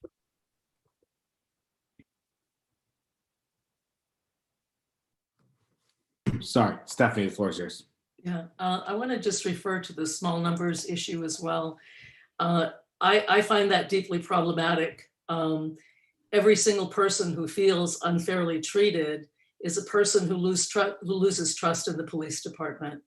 And the issue isn't so much the small numbers, but the issue is around whether one group is being treated differently than another group for the same behavior.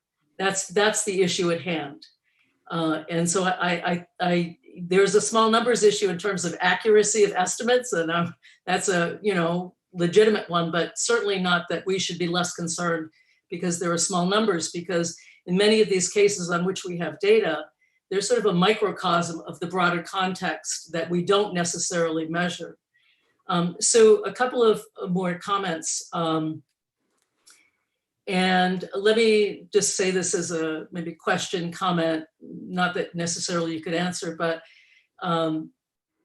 let me go to the issue of the warrants and use of force. The last meeting we had, Chief Murad, in February, I believe it was, what you and your staff indicated was that the differences in use of force or in the pointing of a gun had to do with largely with more warrants were served on Black people than white people. But as Nancy Stetson found in her analysis, in fact, that can't explain these racial disparities in use of force. And so I think it would be important for you to correct the record. And I think it's important for us to have evidence-based conversations about these things, and that we should not then refer to warrants as an explanation for why there is disparities in use of force. I also want to point out something else that's troubling in the report in terms of our ongoing effort that I fully believe we're all on the same page on, is that we want to reduce unjustified racial disparities. And one of the things that stands out in this report is that Black people are much less likely to be perceived as having a mental health episode or being intoxicated or under the influence of drugs. And so, in fact, white people in terms of the use of force data are more frequently altered than are Black people in this use of force report, and yet they are a much smaller share of those on whom force is used. So that disparity worries me. We've talked about this in a private conversation with the chief and DC Sullivan, and that is that there's evidence of racial bias on the part of good people, but nevertheless perceiving Black people as being more threatening and less likely to attribute their behavior to something like a mental health episode. So there are kernels of evidence here that there is more going on than simply criminal behavior to explain these different rates of use of force. And it's the traffic stop data is consistent with that. And this is what I look for in the data. Is there a pattern across many different indicators? So we have that Black drivers are overstopped relative to white drivers. They are over arrested relative to whites of the population. The data this year show that although the search rate numbers are small, that there's a disparity in search rates. And as somebody who uses data, I wouldn't stake a lot on 1 year of data from a small sample, but if we look, the pattern has been in Burlington Police Department that Black drivers have been over-searched. So we see all of that with traffic stops, and we're seeing these disparities with use of force, and it's not consistent with the evidence to suggest it's all due to differential criminal behavior. And so I want to make two more comments, if I might. One is that one of the arguments that you've made, not arguments, but comments that you've made is that that it is policy to give a ticket in the case of a civilly suspended license. And DC Lebrecht just commented on that and mentioned Title 23. I'm not familiar with that and wonder if it's a state policy, and wonder if there's any leeway for the Burlington Police Department to change its policy. Second of all, what I have understood is that that your policy in BPD is that when you are serving warrants for all warrants, even misdemeanors, that your policy that is that a gun is drawn. Is that, and I want to clarify, is that a BPD policy? Is that a state policy? Let me ask that and then go on from there.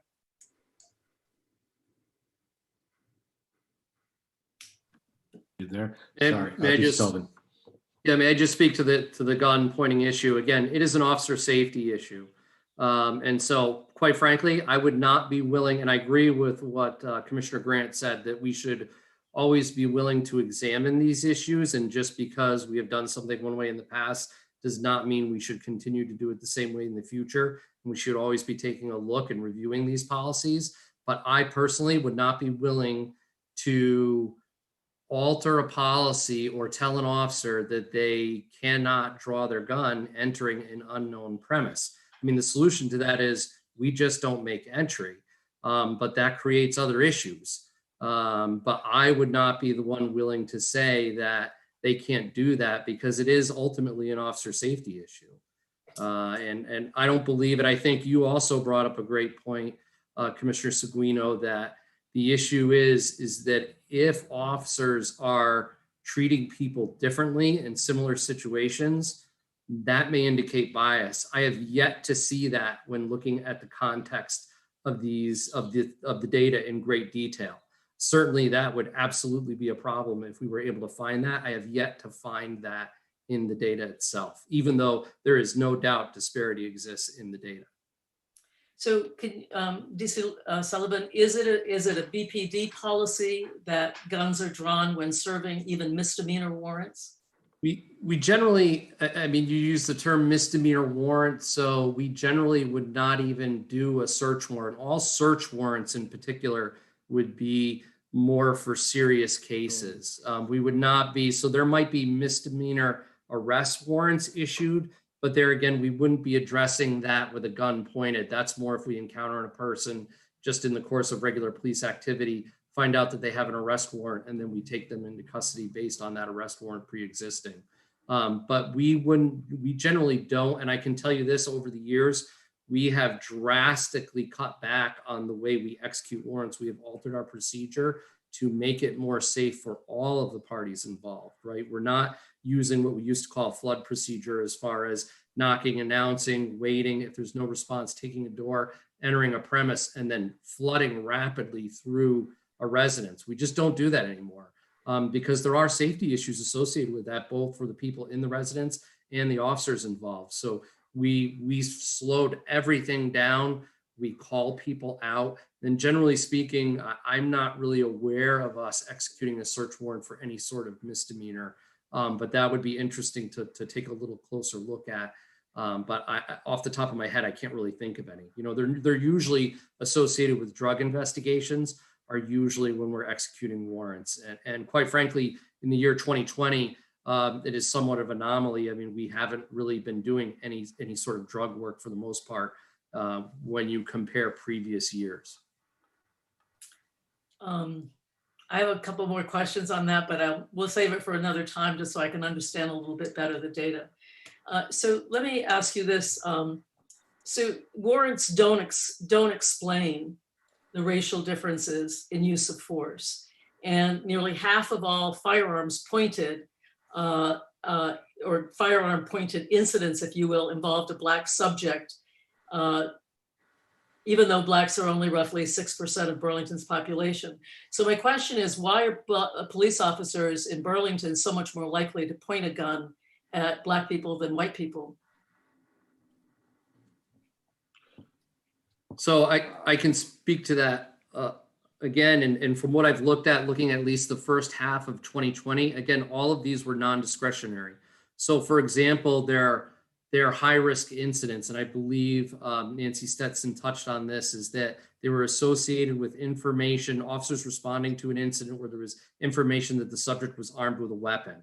So the officers going into that, if they're armed with a deadly weapon, for example, a knife or a gun, there's information that is relayed to the police department, and that's conveyed to the officers. They're going to respond with a gun out already, and whoever they encounter is going to have a gun pointed at them.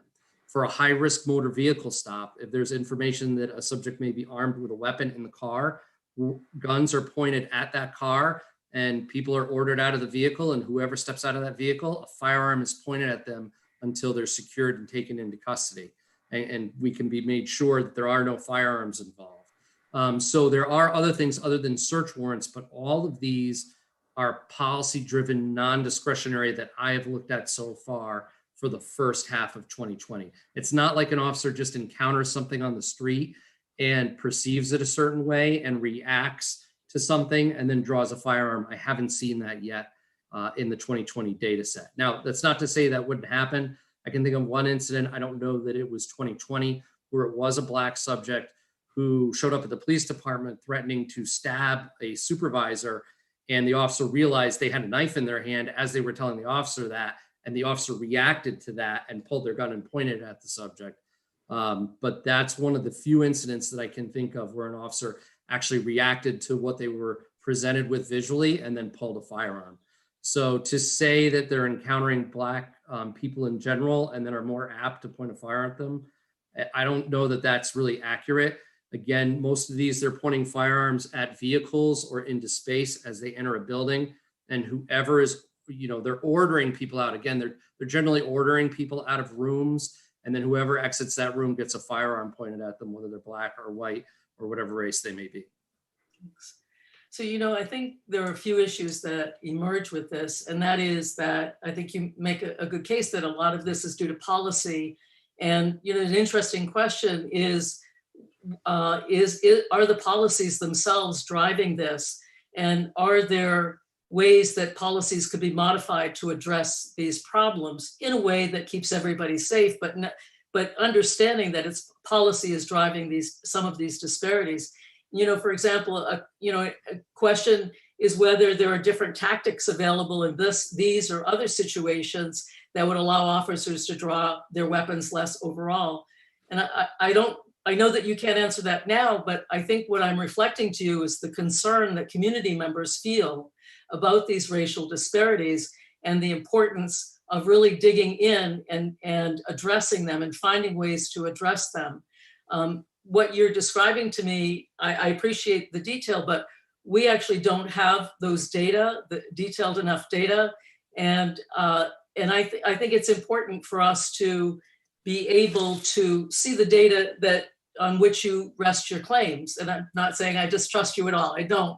But that I think that we need to see the data that would support that, just as, you know, with regard to the claim about warrants being the cause of use of force disparities, and apparently it is not. So I'm just reflecting back to you what I hear and the concerns of the community around this, and that we need to do more, and that it may not be individual officer bias, but rather policy driven, and what can we do to address that? So let me ask just one last question of the chief, and actually it's a two-part question. Can you tell me what percentage of Burlington police officers are African-American or Black? We have one African-American officer. Do you So that think would be, and as an indication of small numbers, that would be somewhere on the order of almost 1.5% right now, or 2%. Very similar to the number of Black teachers in the Burlington School District, yes. You know, I'm not sure if you are aware, Chief Murad, of the research that shows that that Black officers use force at a lower rate than white police officers, that they use force at a lower rate than white police officers in white neighborhoods, and that they use force at how do I put this? White officers use force on Blacks in Black neighborhoods at 5 times the rate of white police officers. And I wonder if you're aware of that, and the role that the lack of diversity in the Burlington Police Department might be playing in the problem of serious racial disparities in use of force. I'm not aware of those studies. When I'm allowed to hire again, diversity is going to be a key goal. In that regard, we learned a while ago that, in fact, a young Burlingtonian who graduated from Burlington High School, new American from Black, had applied to the Burlington Police Department a couple of years ago, didn't get a response, as I understand it, and was recently hired by the Vermont State Police.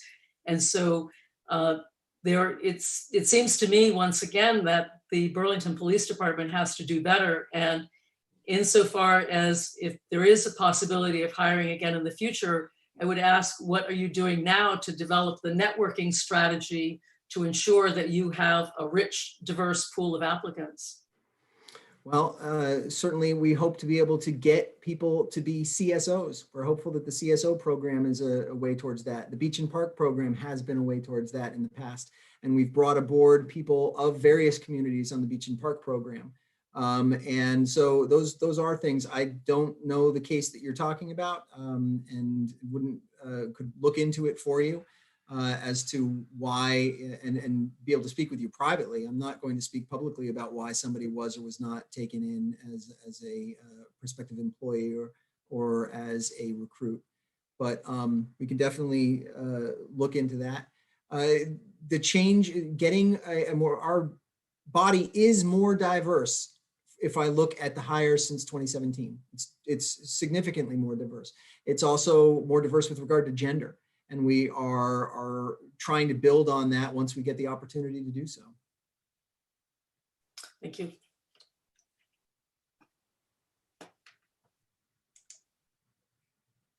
No more questions, thanks.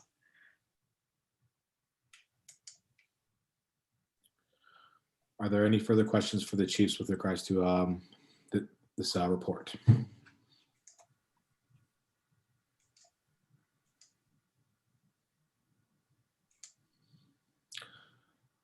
Not hearing anything or seeing any hands raised. So with that, I will close this agenda item.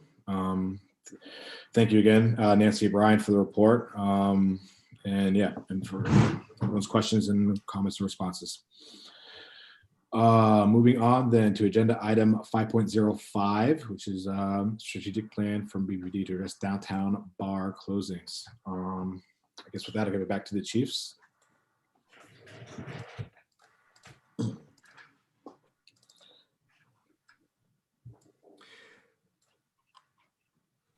We looked into this topic. Deputy Chief Lebrecq and others put a lot of effort into talking about the ways in which we've done things before and the plans that we've had in place in the past to address issues with bar closing. One of the things that is missing from this year's annual report that was present in the 2019 use of force report was a graphic not unlike the one that is currently on on page 30 of the existing annual report that shows time of day and use of force. And time of day use of force correlates entirely with time of day assaultive behavior. So the use of force that we see in the downtown area, that big spike that you see in the wee hours, is entirely mirrored by a spike in assaultive crimes during that time of day and in that area as well. Those two paired graphics in the I believe it was the 2019 report that was released in 2020 were really striking. May have been the 2018 released in 2019. Sometimes the sort of difference between them gets a little bit confusing, but the graphic was there. It demonstrated a really, really clear correlation. And so obviously the downtown area and bar closing time period is one of concern for us. So we've looked at some ideas for that. There are approximately 17 bars in Burlington's D area, and each serves alcohol until 2 a.m. Patrons are required to finish their alcoholic beverages by 02:30 a.m. And most bars require patrons to leave at that time as well. So on a typical weekend night, approximately 2,000 patrons experiencing varying degrees of intoxication are discharged from these locations and into a 4-square block area in a relatively short period of time. Several establishments remain open past these hours to serve food, as do several food carts that are located on Church Street, usually between College and Main Street. And this causes a large percentage of these patrons to remain in close contact in that area. So immediate action that we would explore if staffing were to permit, and if we were to return to addressing bar closing at all as a posture, which is potentially not going to be the case owing to staffing issues. Officers would patrol downtown in the bar district on foot and in pairs. And that for disorderly or assaultive behavior, such as intoxication or aggressive posturing or outright fights, we would train BPD officers to work in pairs when confronting people at bar closing using contact and cover and de-escalation techniques, which are already a part of our training regime, particularly around barricades and ICAT. The officer who's made the contact officer would use the de-escalation techniques, while the cover officer would protect that first officer and the subject as well. One thing that often happens with any engagement at the bar closing hour is that an engagement with one brings a crowd. We experienced that to a certain degree in 2019. We're anticipating that is going to be more pronounced in 2021, owing to overall attitudes about policing and overall willingness to resist or question police efforts, even when those efforts are being directed at a clear public safety goal. We could explore deploying a clinician to the patrol bar closing as well. This would be akin to either expanding the hours for street outreach and or dealing in my initial public safety continuity plan. There was a provision for having CSLs on those shifts with officers and co-deploying. The CSL obviously has been changed significantly. And so how that would work is a little bit unclear. Creating a cabaret task force, which is something that we had before under a different name, but that would include members of the Burlington Police Department, the Vermont Department of Liquor Control, the Burlington Fire Department, and code enforcement and representatives of downtown bars and restaurants. And 2 downtown area officers would meet regularly with bars and staff to speak about issues as they occur and work towards solutions to those. Increasing the tempo of bar checks. So again, conducted with some of the same members of that cabaret task force, and going into locations and making certain that they are adhering to the various rules that are applicable to each of those cabaret participants, whether those are code enforcement rules, fire code rules, DLC rules. A big one would be holding bars more accountable for the condition of their patrons, for example, over service and intoxication, or for the conduct of their patrons, which includes fighting. And that could be done through leverage through the Department of Liquor Control and the City Liquor Permit Board. Excuse me.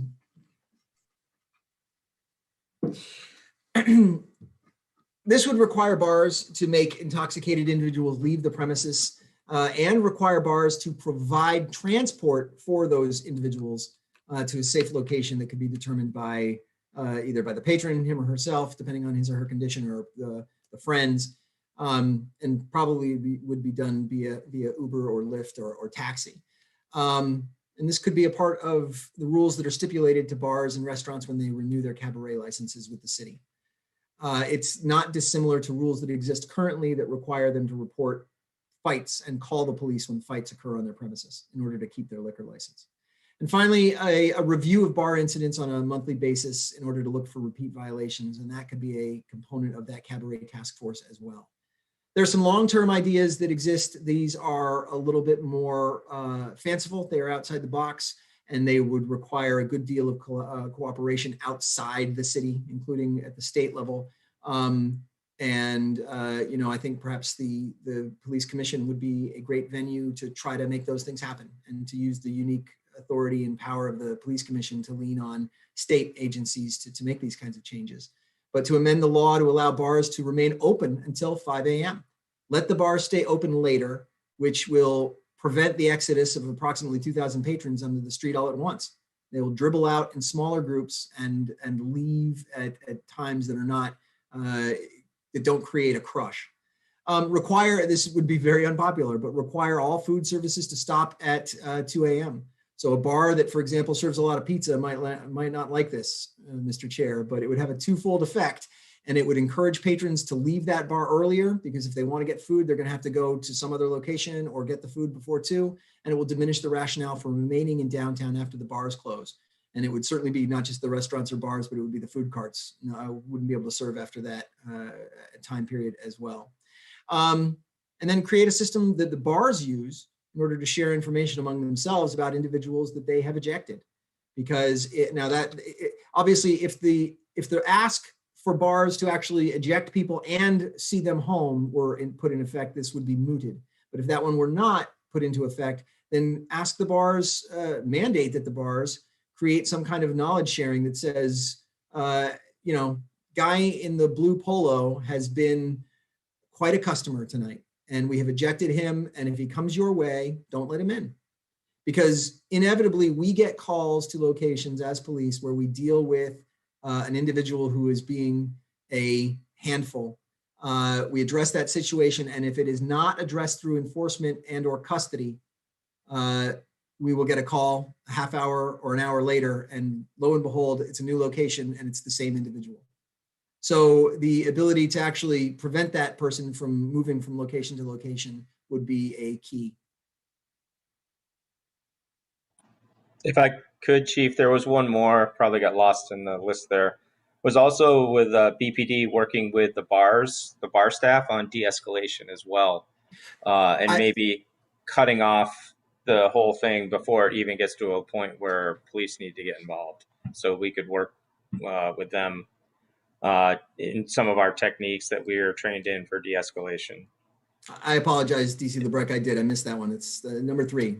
We would train bar staff in de-escalation techniques, such as ICAT, in order to resolve issues without calling the police. And this could be also required as a component of their cabaret license. Again, every single one of these requires staffing that we don't have. The notion of the priority plan, the priority response plan that we announced on Monday and shared with all of you on Sunday, is that we don't have the capacity to do these things.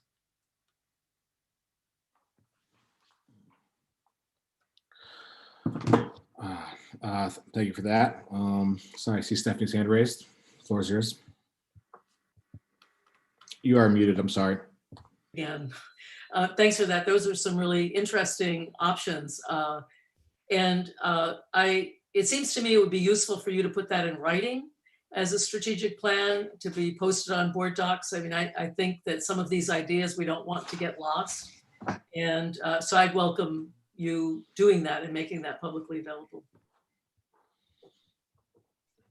Milo. Thank you. I would also second the request to have this put in writing and also available to the public. And my main concern is we know that disparities are occurring in the downtown sector and pre-COVID at quite the alarming rate. And I didn't hear anything that told me that you reviewed that aspect of what is happening. When I take a look at the lawsuits that are pending, and two of them involve people of color in the downtown district, I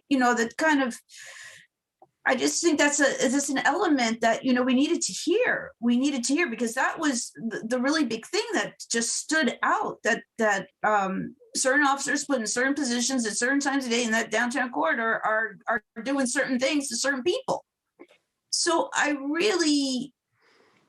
still not hearing that. And I feel like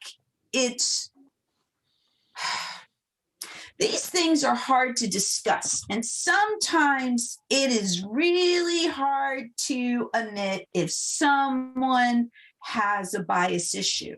And, the issue of quote unquote unconscious bias has certainly come up before. It came up on the committee to review policing policies.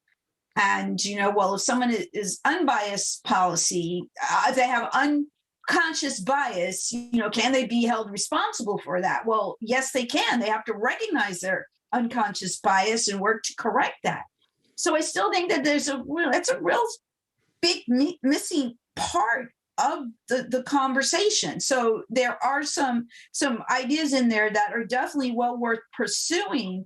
But, the major thing we keep coming back to is, I feel not being looked at least not in a,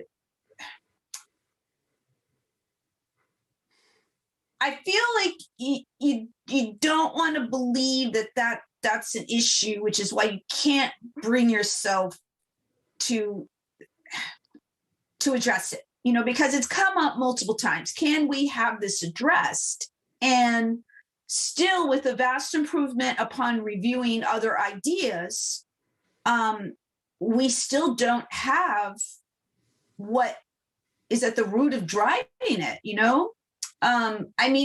when I look at these parties, which are not okay, and I look at what we're saying, 400 almost all white kids, and the same things that happen to young people, BIPOC people, you have 400 white kids and that's not happening to them.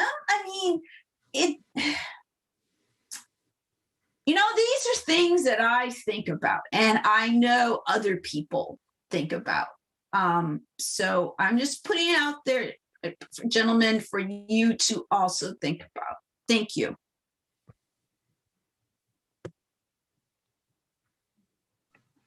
Awesome. Thank you. I heard a lot of interesting things in that report in that little presentation with regards to like bar training, ICAT, things like that. And someone that has been bartending downtown since 2011, and I've worked in restaurants downtown since 2007. I could say there definitely is a gap in training when it comes to bartenders, I guess when it comes to de-escalation. With that being said, I would say the good ones always know how to talk down people and keep people in line, but that's not always the case with bars downtown. And with regards to like sharing information, I will say that a lot of bars do share information, but I would say that's within the bars that kind of, not speaking for us, but I guess I am speaking for us. The ones that I guess we have a good rapport with, and kind of that see eye to eye with how we kind of like to bartend, because I will say not every bar is at the same standard of trying to keep their patrons safe as every other bar. So kind of having, I guess, all bars on the same page would definitely be helpful, because there are definitely problem bars and there are not problem bars. And I think keeping information on this would be great moving forward. Maybe like a monthly kind of, I don't know, which bars are the problem bars, just from things like that. I don't know. I heard some good things about that, but riff on Milo, I think some more could be done, but I'm definitely interested in further this discussion to, I don't know, yeah, just get everything safer downtown. And I guess, Chief, would it be possible to kind of get what you had here summarized up in like writing and either send it to us or maybe just post on board docs? I think that'd be great. I think there are some good things here that we can build on. I can try to do that. I don't know that, you know, I can try to make that happen. There's a lot of things that are happening in the department right now, but I will try to fulfill that request. This isn't a request that comes out of the nature of the relationship that as it's outlined. It's outside of that. We followed it because frankly, I think it's a good idea. And I think there's a need for thinking about the bar closing time. But I also am concerned about promulgating a strategy that we can't complete and putting up something that we have no means of actually doing. Landon. Yeah, I just had an idea. So it seems like the issue is obviously that the bars are closing at the same time and there's a mass amount of people crowding together around that same time in a similar area. What if you had a rolling schedule where one bar would close 30 minutes earlier one week and then the other week it would shift around? Do you understand what I mean? So then you don't have a lot of people going to the same spot at the same time. Obviously, the bars probably won't be happy about that because they're missing out on 30 minutes to an hour of money, but I mean, that could also be mandated by the city potentially, right? So something could be done along those lines without having to use additional resources from the police department.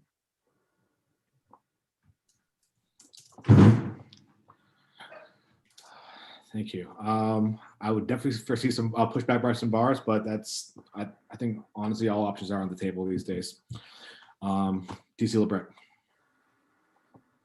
Yeah, I just wanted to put a little context behind that stuff I worked on. So yeah, I'm much older than I think most people here, but I actually, when I was in college, I worked in the bars. I worked at the Last Chance. I worked at the original Finnegan's. I worked at the original Ake's Place. I also worked at the Radisson Hotel and became a bar manager there. And then right before I became a police officer, I was in the bar and restaurant business for quite a while when I moved away. And when I came back, I actually was the bar manager at Sweetwater's back in 1998, 99. So I do have some background in the bar and restaurant business, so I do understand. I think sometimes I have a little bit better understanding, especially from the bar and the bar staff and the bouncers and the doorman now, or people now, than maybe some other officers. So you know, I understand a lot. I think better the dynamics and the monetary stuff that goes into all this. So I just wanted to put a little context behind some of it, and hopefully that helps a little. Thank you.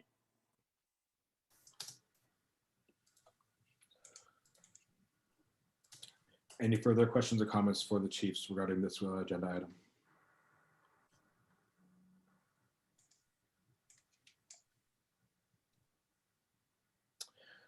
Not seeing or hearing any hands raised.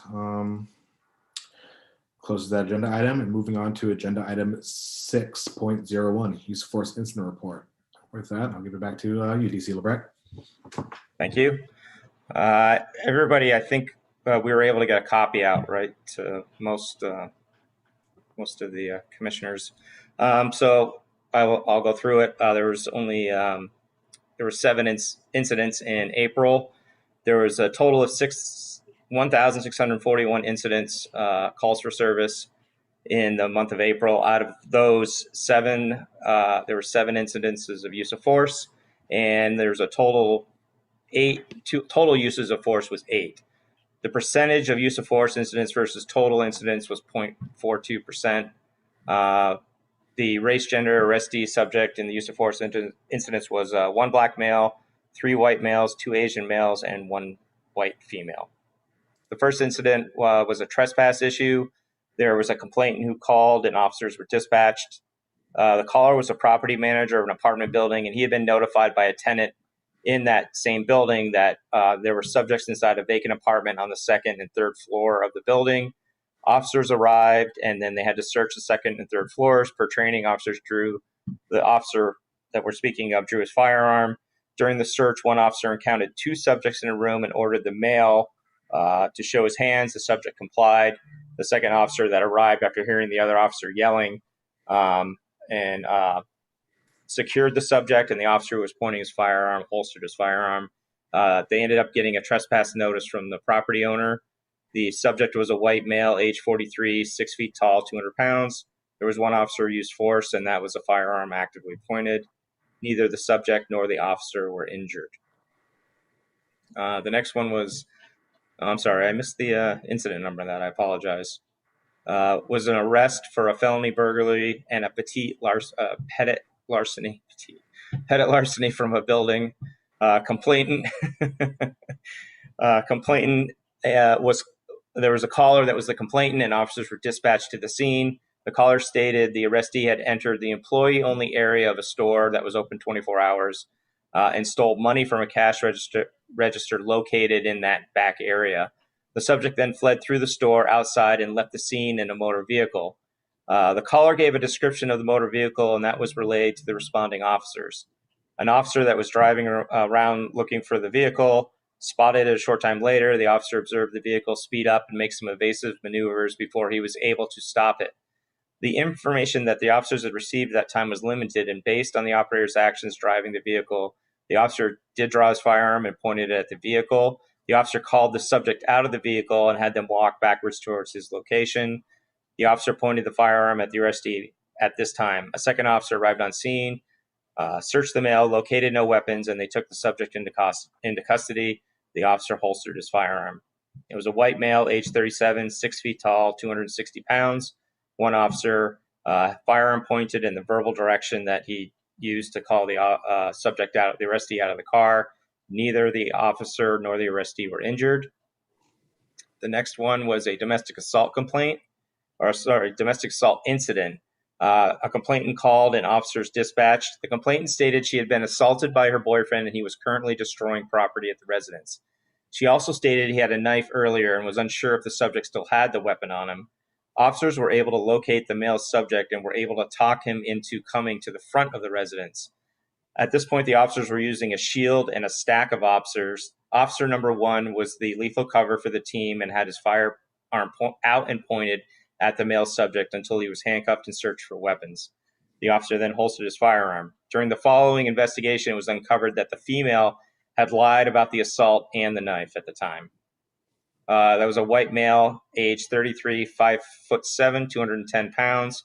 One officer, he had his firearm pointed and gave verbal direction, and officer one was uninjured and the subject was uninjured. When I used your reporting system, this was one of the de-escalations and the slowing down that officers used, because they got a lot of resources in place, made contact with him, and called him back out to them in a safe manner. So it was a very nicely done incident. The next one was an arrest for a vandalism, negligent operation of a motor vehicle, driving a license suspended, and impeding a public officers. There was a complainant who called and officers were dispatched. The complainant stated a female driver was intoxicated and had struck her husband's vehicle, and now the two vehicles were stuck together. Upon arrival of the officers, the arrestee locked herself into the back of the vehicle and refused to come out. Officers negotiated with the arrestee to get her to come out of the vehicle. The arrestee refused and crawled into the back seat and lay across it. Officers continued to negotiate, but arrestee didn't respond. The officers did warn her that they would have to break the front window. The arrestee did not respond or move, so the officers broke the front window and unlocked the doors to the vehicle and opened the back doors. The officers again asked the arrestee to exit the vehicle, but she did not move. So the two officers each grabbed her wrists and slowly extricated her from the back seat of the vehicle and placed her on the ground, where they handcuffed her and took her into custody. It was a white female, age 52, 5'6", 145 pounds. The two officers used empty hand techniques. Really, it was just pulling her out by her arms and then lowering her to the ground. Neither the officers or the subject were injured. The next was an arrest for an aggravated assault. There were 2 calls, 2 complainants on this call, and officers were dispatched. The first complainant called stated this was quoted in the narrative from the dispatcher, needed a male removed from the house and hung up. A second caller stated and advised that his father was beating his pregnant girlfriend in the kitchen before he left the house. The caller was now at a friend's house nearby and also advised of a machete on the floor in the bedroom where there was a 1-year-old located. Upon arrival, officers entered the residence to make a protective sweep and attempt to locate the male. Officers continuously announced their presence and asked the subject to come out or announce their presence, meaning for the subject to say, "I'm in here." Due to the possibility of a weapon, the officers had their firearms out per training. An officer located the subject hiding in the basement under a blanket. The officer pointed his firearm at the subject and asked them to come out and show their hands. The subject complied. When the officer observed the subject did not have a weapon in their hands, the officer reholstered his firearm and conducted a pat down for hidden weapons and then spoke with the subject. The female refused to cooperate with the investigations, and at the end, the officers were unable to make an arrest, to arrest the subject for domestic assault at that time. It was a black male, age 38, 5'9", 175 pounds. There was 1 officer who used force and pointed his firearm, and he had used verbal commands. Neither officer nor the subject were injured. The next was a complaint. There was an arrest on a felony aggravated assault. There was a complainant that called and officers were dispatched. The complainant called dispatch and notified that he was being assaulted by a male with a knife. The first officer on scene observed a chaotic scene with a subject holding a knife at another male and gave verbal commands to drop the knife. The second arriving officer observed the first officer giving verbal commands, drew his firearm and pointed at the subject with a knife. The officer gave verbal commands for the subject to drop the knife, and the subject complied. The subject was taken into custody without further incident. This was an Asian male, age 25, 5'9", 160 pounds. 1 officer used force, firearm pointed, and verbal commands. Neither the officer nor the subject were injured. The next one was an arrest on a misdemeanor domestic assault. There was a complainant and officers were dispatched. This was a 911 hang-up call. No information could be gathered before the caller hung up. Upon arrival, officers entered the residence where the call originated from and observed a blood trail leading to the rear of the residence. The officers heard a woman scream. He drew his firearm and ran towards the rear of the residence. The officer opened a door to a room where the blood trail had stopped and the screams were coming from, and the officer immediately observed a female with a large amount of blood on the front of her shirt and a male standing in front of her. The officer pointed his firearm at the male and ordered him out of the room where he was handcuffed and detained. Upon arrival, officers learned through an interpreter that there had been a domestic assault. The use of force was the male, age 24, 5'6", 140 pounds. 1 officer used force. Firearm was pointed and verbal commands were given. Neither the subject or the officer were injured. And those were the complaints for the month. Thank you for that. I see I see Randall's hand raised, followed by Shireen. Thank you. Thank you for the report. I'd actually like to express my appreciation for the narrative accompanying this. And also, I'd like to thank you for giving us this kind of written in advance so I can actually read them carefully. And I'd just like to thank you for the narrative.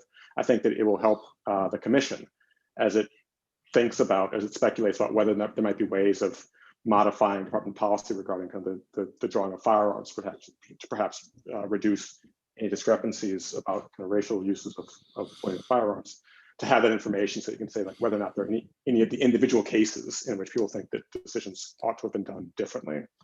My main question is actually just a quick clarifying question about, this is incident number, I believe it was 4767. Yes, that's the one with the arrest, vandalism, negligent operation of a motor vehicle, DLS, and impeding public officers. So this is the one in which officers broke the window of the vehicle in order to get the arrestee. So I'm assuming that the officers did not break the windows with their hands. So I'm wondering whether the tool that was used to break the windows would be ordinarily mentioned in the use of force, or whether that would not be.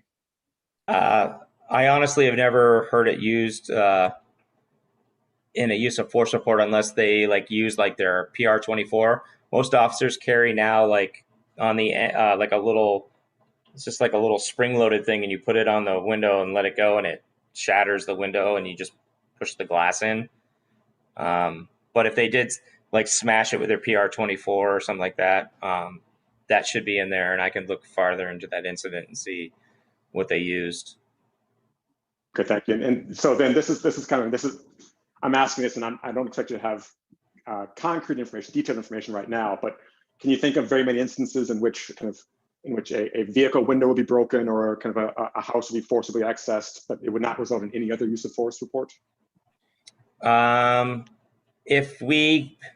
guess I could see it for maybe if a vehicle had somebody passed out in it, we thought they were overdosing or something, and the officers couldn't get in the car, they would probably smash a window out to get in there, and there wouldn't be a use of force for breaking that window. Or a house where sometimes we use force when we go on welfare checks, and a lot of times, unfortunately, we get there and you can sometimes smell what has happened. Or if the person, especially if they've had some sort of medical problem, have been suicidal in the past or something like that. Suicidal one would be a little different, I'm sorry, but like a medical issue, any type of thing where we wouldn't expect the person to be armed, we have might break out a pane of glass to reach in and undo the door, or use a Halligan tool like the fire department would to open the door. A lot of times we actually call the fire department and have them force entry into those. So we don't normally do a use of force unless right after that. If it was somebody who had a knife and had harmed themselves, cut themselves badly, we might force entry and have an officer may have their weapon out for protection. That would be a use of force report for that. Anytime the officer has their weapon out. Thank you. That's helpful. Shereen, the floor is yours. Thank you. So DC LeBrecq, thanks for this. I am impressed how quickly you responded to our request to put this in writing and upload it beforehand. Can you remind me how you are gathering the data, what data you're drawing upon, and do you ever go to the body camera footage when you're putting these together? I take all this pretty much straight from the use of force report that goes into Valcor. If I do sometimes go, if I have trouble reading in the incident, putting together in my mind what happened.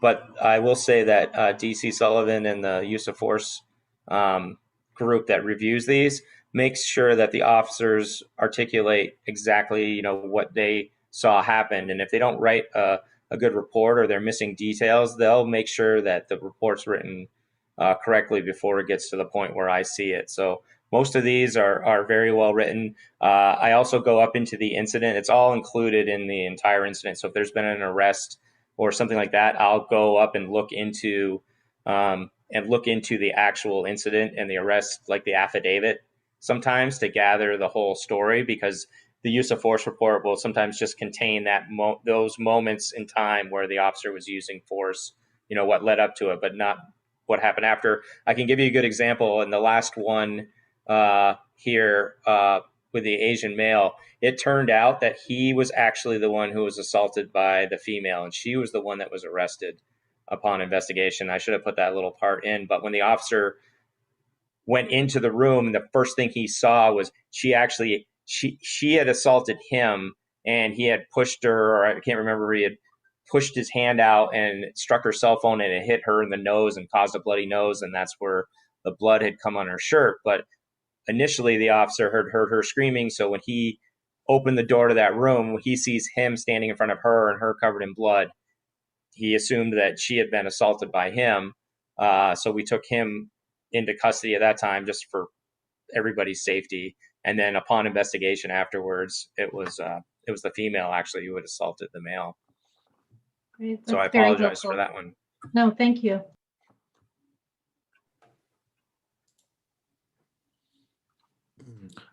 Stephanie.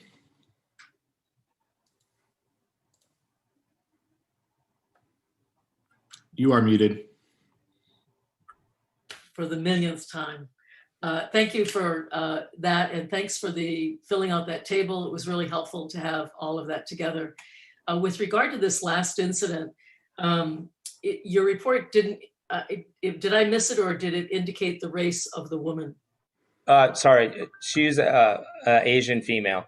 Okay, so I would just wonder if it would be possible to just, edit your report to include that information, and also the additional information that you just provided with regard to the original arrest of the Black person and the resulting arrest of the woman. Is that possible? Sure. I'm not sure what you were talking about, the initial arrest of the Black person. So you said that you took the Black gentleman into custody? No, it was an Asian male and an Asian female. My in this. apologies. Okay. Yeah. So yeah, she actually didn't have any force used against her. It was just the male who ended up being the victim. But because of what the officer originally saw, he thought it was the other way around. Great. Yeah. So it would be great to have that additional information in there. Thanks. Well, but we don't report on the victim's race data. Do you want? She wasn't the subject of a use of force. Chief, are you asking whether I'm suggesting that we? I am. I'm saying that that's not a data that we collect. I see. Okay.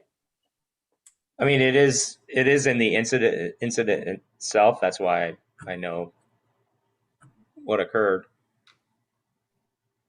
It sounds like if it's an issue for deeper discussion, we could have that later, but I understood. Randall. Yeah, I just wanted to kind of make sure I understood what the request was. I mean, so I wasn't sure if the request was that kind of every person on scene when there is a use of force, that the race data for every person on scene gets recorded, if it's just the race data for people who have force used against them. Because I worry that it's going to be very difficult to operationalize, like who counts as on scene, who gets recorded, who doesn't. It seems like it would be very difficult, but I just want to make sure I understood what the request was. Yeah, this one sounds a little bit confusing, but my understanding is that who initially was perceived to be the victim was actually the person who assaulted. Am I correct? Correct. So that's my only reason for bringing that up. Yeah, I should have put that in a line at the bottom that it was the female that was actually the person who was arrested, not the male who the force was used against. But then, I'm sorry, can I just follow up a quick clarification? So is the request just that kind of information be provided as part of the narrative, or that be compiled in the numbers? Details of data are always a little bit aggravating, but I would suggest that we're trying to report on use of force and the race of the people with regard to use of force. And okay, so now I understand why the question. So we're just talking about use of force. And so, yeah, got it. Okay, thanks.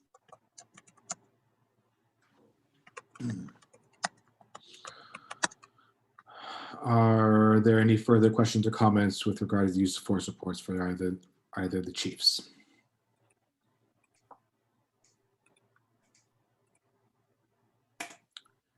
Not seeing any hands or hearing anything. So that closes that agenda item. Thank you, DC Lebrecht, for that, and thanks for posting it beforehand. Thank you. My pleasure. So that moves us on to agenda item 7, which is commendations that have been received. Shannon? Perfect. Thank you. The first one that was received was a handwritten letter expressing thanks to one of our corporals about a dispute that some neighbors had.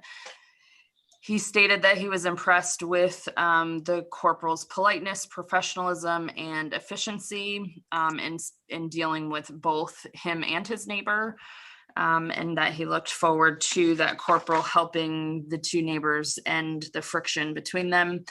Another letter that was received in the mail was from a police officer that actually resides in Jackson, New Hampshire, who was here visiting his daughter. While they had lunch on the waterfront, his wife left her purse on the park bench. They didn't notice until they got all the way back to the daughter's house, which is in Huntington, and realized that the purse was left behind. They used the Find My Phone app to determine its general location, and then called the Burlington Police Department. And this commendation is for one of the dispatchers that was extremely helpful in putting him in touch with one of the officers.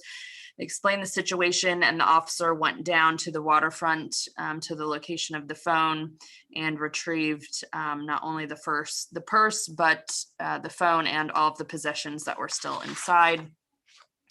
Another accommodation that was received is for Lacey Smith, in stating that Lacey has been working really hard to advocate for this person. His condition is complicated, and this is his words, does an excellent job helping me more than any other provider that I'm working with currently. And that person may be known to y'all from viewing of another incident. And then this one is a call that someone put in to say that she thanks two officers that responded to her. She stated that they were very kind, compassionate, and professional, and that she appreciated their response. And those are them from today, this month. Do you mind identifying the individuals, like the corporal at the beginning? Absolutely. The corporal at the beginning was Corporal Wilson. The dispatcher was Dispatcher Sterling and Officer Ross. And then Lacey Smith, and this other one, the last one, looks like Corporal Irwin and Officer Webster. Great. Thanks, Shannon. Thank you. I never know what I'm allowed to say or not say, so I apologize. No, thank you. Awesome. Thank you for that. Much appreciated. So close that agenda item. On to agenda number 8, Commissioner updates and comments. Randall. Thank you, Chair. I just feel as though, given that it is the 1 year, since it was 1 year on from George Floyd being killed, and given also that I'm familiar with the area very well. I grew up, 4 or 5 blocks from where George Floyd was murdered. Spent, my first 18 years there. I'm familiar with Minneapolis PD. I'm familiar with Minneapolis City.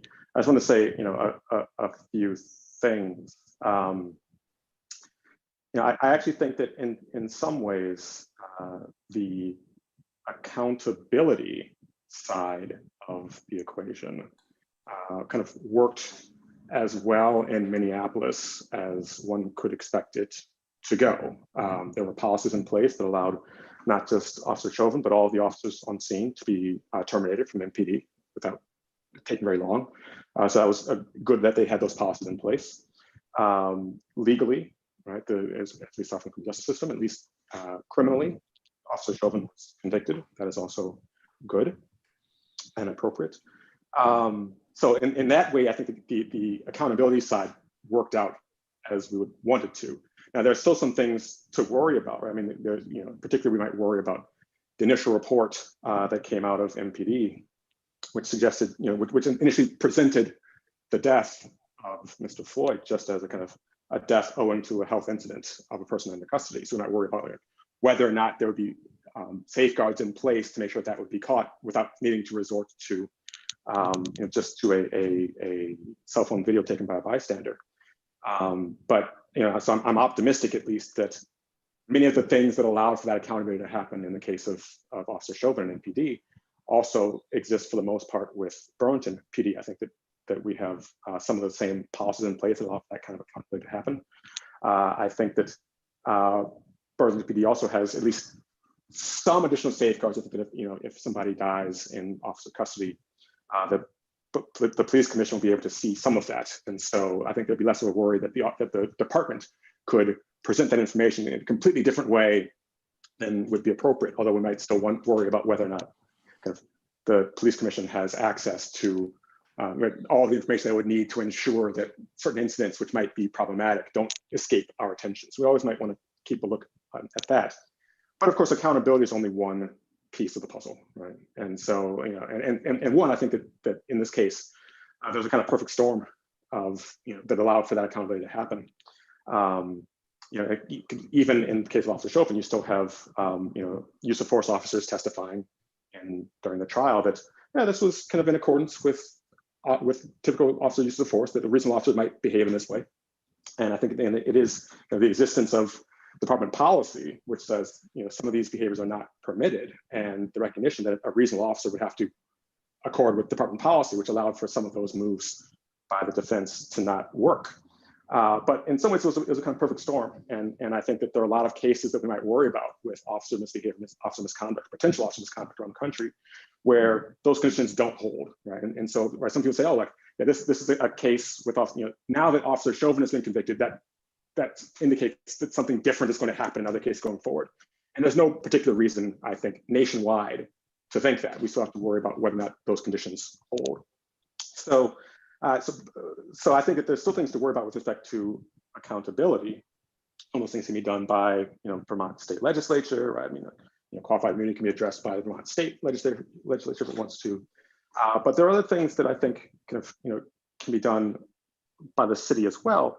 But I just think that accountability is just one piece of the puzzle, right? I think that we also need to worry about some other things. So, the first thing we need to worry about is just what it is that we're asking officers to do. And anytime, the state or the city is asking somebody to have the power to take someone into custody, or the power to resolve disputes using something other than just words, that's an instance of policing, right? Whether the person has a gun or not, that's an instance of policing. If someone wants to write a civil ticket, that's an instance of policing. So, but I think that we should wonder whether or not all of these cases that officers are responding to are cases that we want officers to respond to. Just like what exactly the mission of policing is, what the scope of the mission of policing is, something I think that we should be worrying about. The second is kind of what tools officers are given to carry out that mission. So, again, right now, obviously officers carry firearms. This is one tool, but officers have, in general, a number of tools that they can use in order to carry out that mission. And we might wonder whether or not the tools that they're given are appropriate tools to be given. The third thing is just kind of how officers are trained to use those tools. And obviously some of that training happens at the Vermont Police Academy. Commissioner Grant has already expressed some concerns about some aspects how officers might be trained at the Vermont Police Academy. I shared just general concerns about some aspects of how officers are trained at the Vermont Police Academy. But of course, Burlington Police Department has some capacity also to retrain and modify training officers receive. So I think that that's just something should be something which is looked at as well. So because I think that there is always a worry that officers might use their discretionary judgment poorly in using the tools that they're given in order to carry out the mission that they're tasked with carrying out. And the question becomes like, how do we account for cases where officers are using their discretionary judgment poorly, where they're using tools that they ought to be given, but they're using those tools in inappropriate ways? I think sometimes it's expressed that, so long as it's a legal use of these tools that officers are given, then it's a permissible use of these tools. But of course, I think that that's not correct, right? We want to find ways to reward officers, to incentivize officers, or to appreciate officers that are using those tools with the right amount of discretionary judgment, while also finding ways to correct or help officers that are not using their discretionary judgment correctly. So, and I think all that happens prior to accountability, right?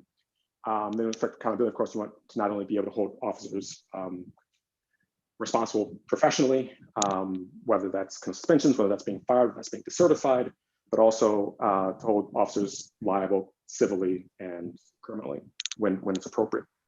So I think all those things need to be done. I think that kind of focusing on one aspect of it is not the right thing to do. People sometimes say, oh, let's just worry about accountability, let's just worry about training, let's worry about one other thing. I think all those things need to be looked at. But I think it's also, it's bigger than just a Burlington Police Commission, right? So I certainly hope that the Police Commission can continue to work with both kind of partners at the state level, partners, in the city, and partners, in the state's attorney's office, et cetera, to kind of figure out ways to address some of these broad issues that I think need to be addressed, but not lose track of the fact that it's a very big thing. So like I said, so I just want to talk about that because I was thinking about George Floyd today, as I thought about him many times over the last year, and there's a lot of stuff to do, but I think that things can be done, and I'm optimistic about the progress that the city seems committed to make in trying to address some of the problems. That's it. Thank you, Mr. Chair. No, thank you. I believe this is your last meeting with us. Yeah, so, I mean, I trying to find the right words here to say, but I mean, thank you so much for everything I think that you've done for me personally. I think this commission, and I know the commission will certainly miss you, but I think more so, I think Burlington's going to miss you.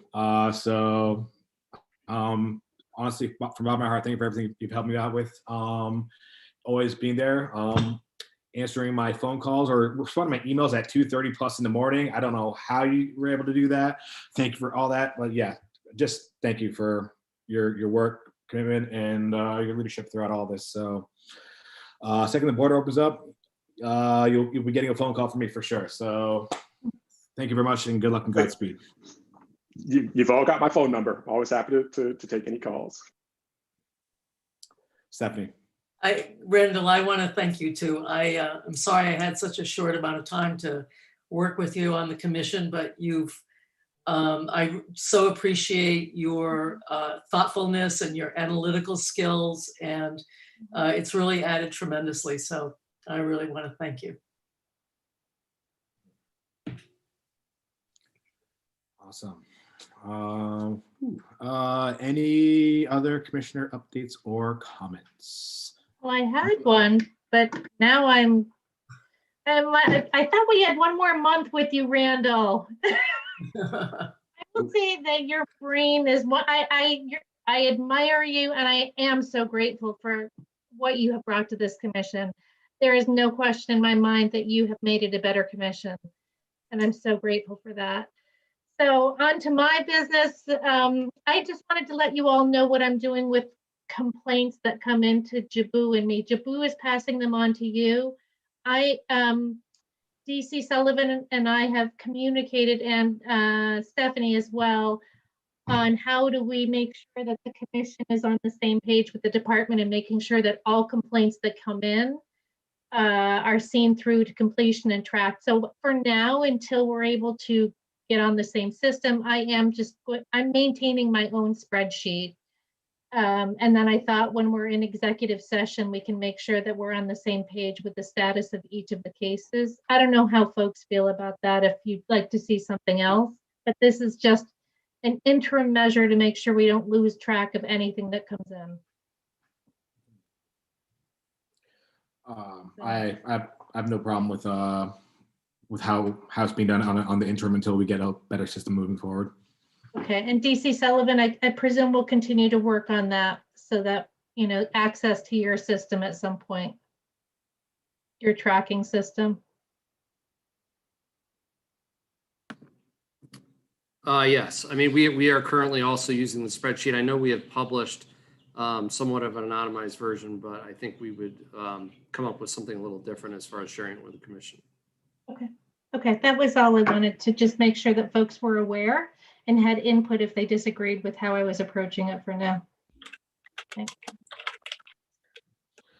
Mila, see your hand raised. Thank you. And I also wanted to thank Commissioner Harp for his words and his service. And I've found his insights and information to be very helpful, not only in the commission, but also on the committee to review policing policies. So I really appreciate that. And then the second thing I wanted to talk about is there any update on the information that was requested regarding information on training?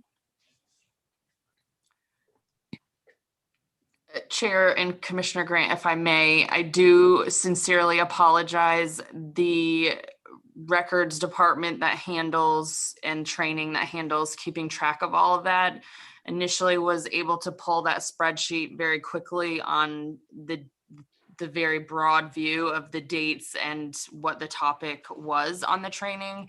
And their time has been consumed in pulling the data that CNA has requested. And so unfortunately, the deeper dive into the last 4, I know it was the last 4 years that you had requested, Commissioner Grant, they are working on it. And I'd want to say that CNA has taken priority, but it has taken priority. And I do want to make sure that we get that for you for next meeting. I know I said that last month, but they have been pulled and strapped in getting CNA that information.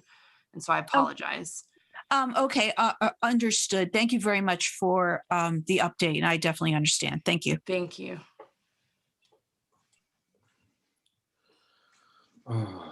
All right, I believe, unless there's any further questions, any comments from commissioners, I believe that closes out that agenda item. Next agenda item is next meeting agenda items. I honestly can't think of any off the top of my head right now. So please email me, text me, whatever, within the next couple of weeks. And so we can put that agenda together for next month's meeting. And I believe the 4th Tuesday of the month falls on the 22nd of June. So that's tentatively for our next meeting as the Police Commission, not our NACOLE training, which I'll see you all at this Thursday at 5:30 p.m. So that closes that agenda item. And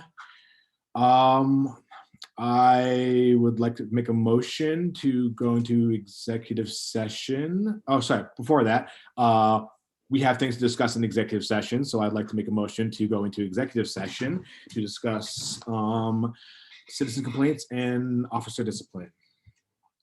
Do I have a second?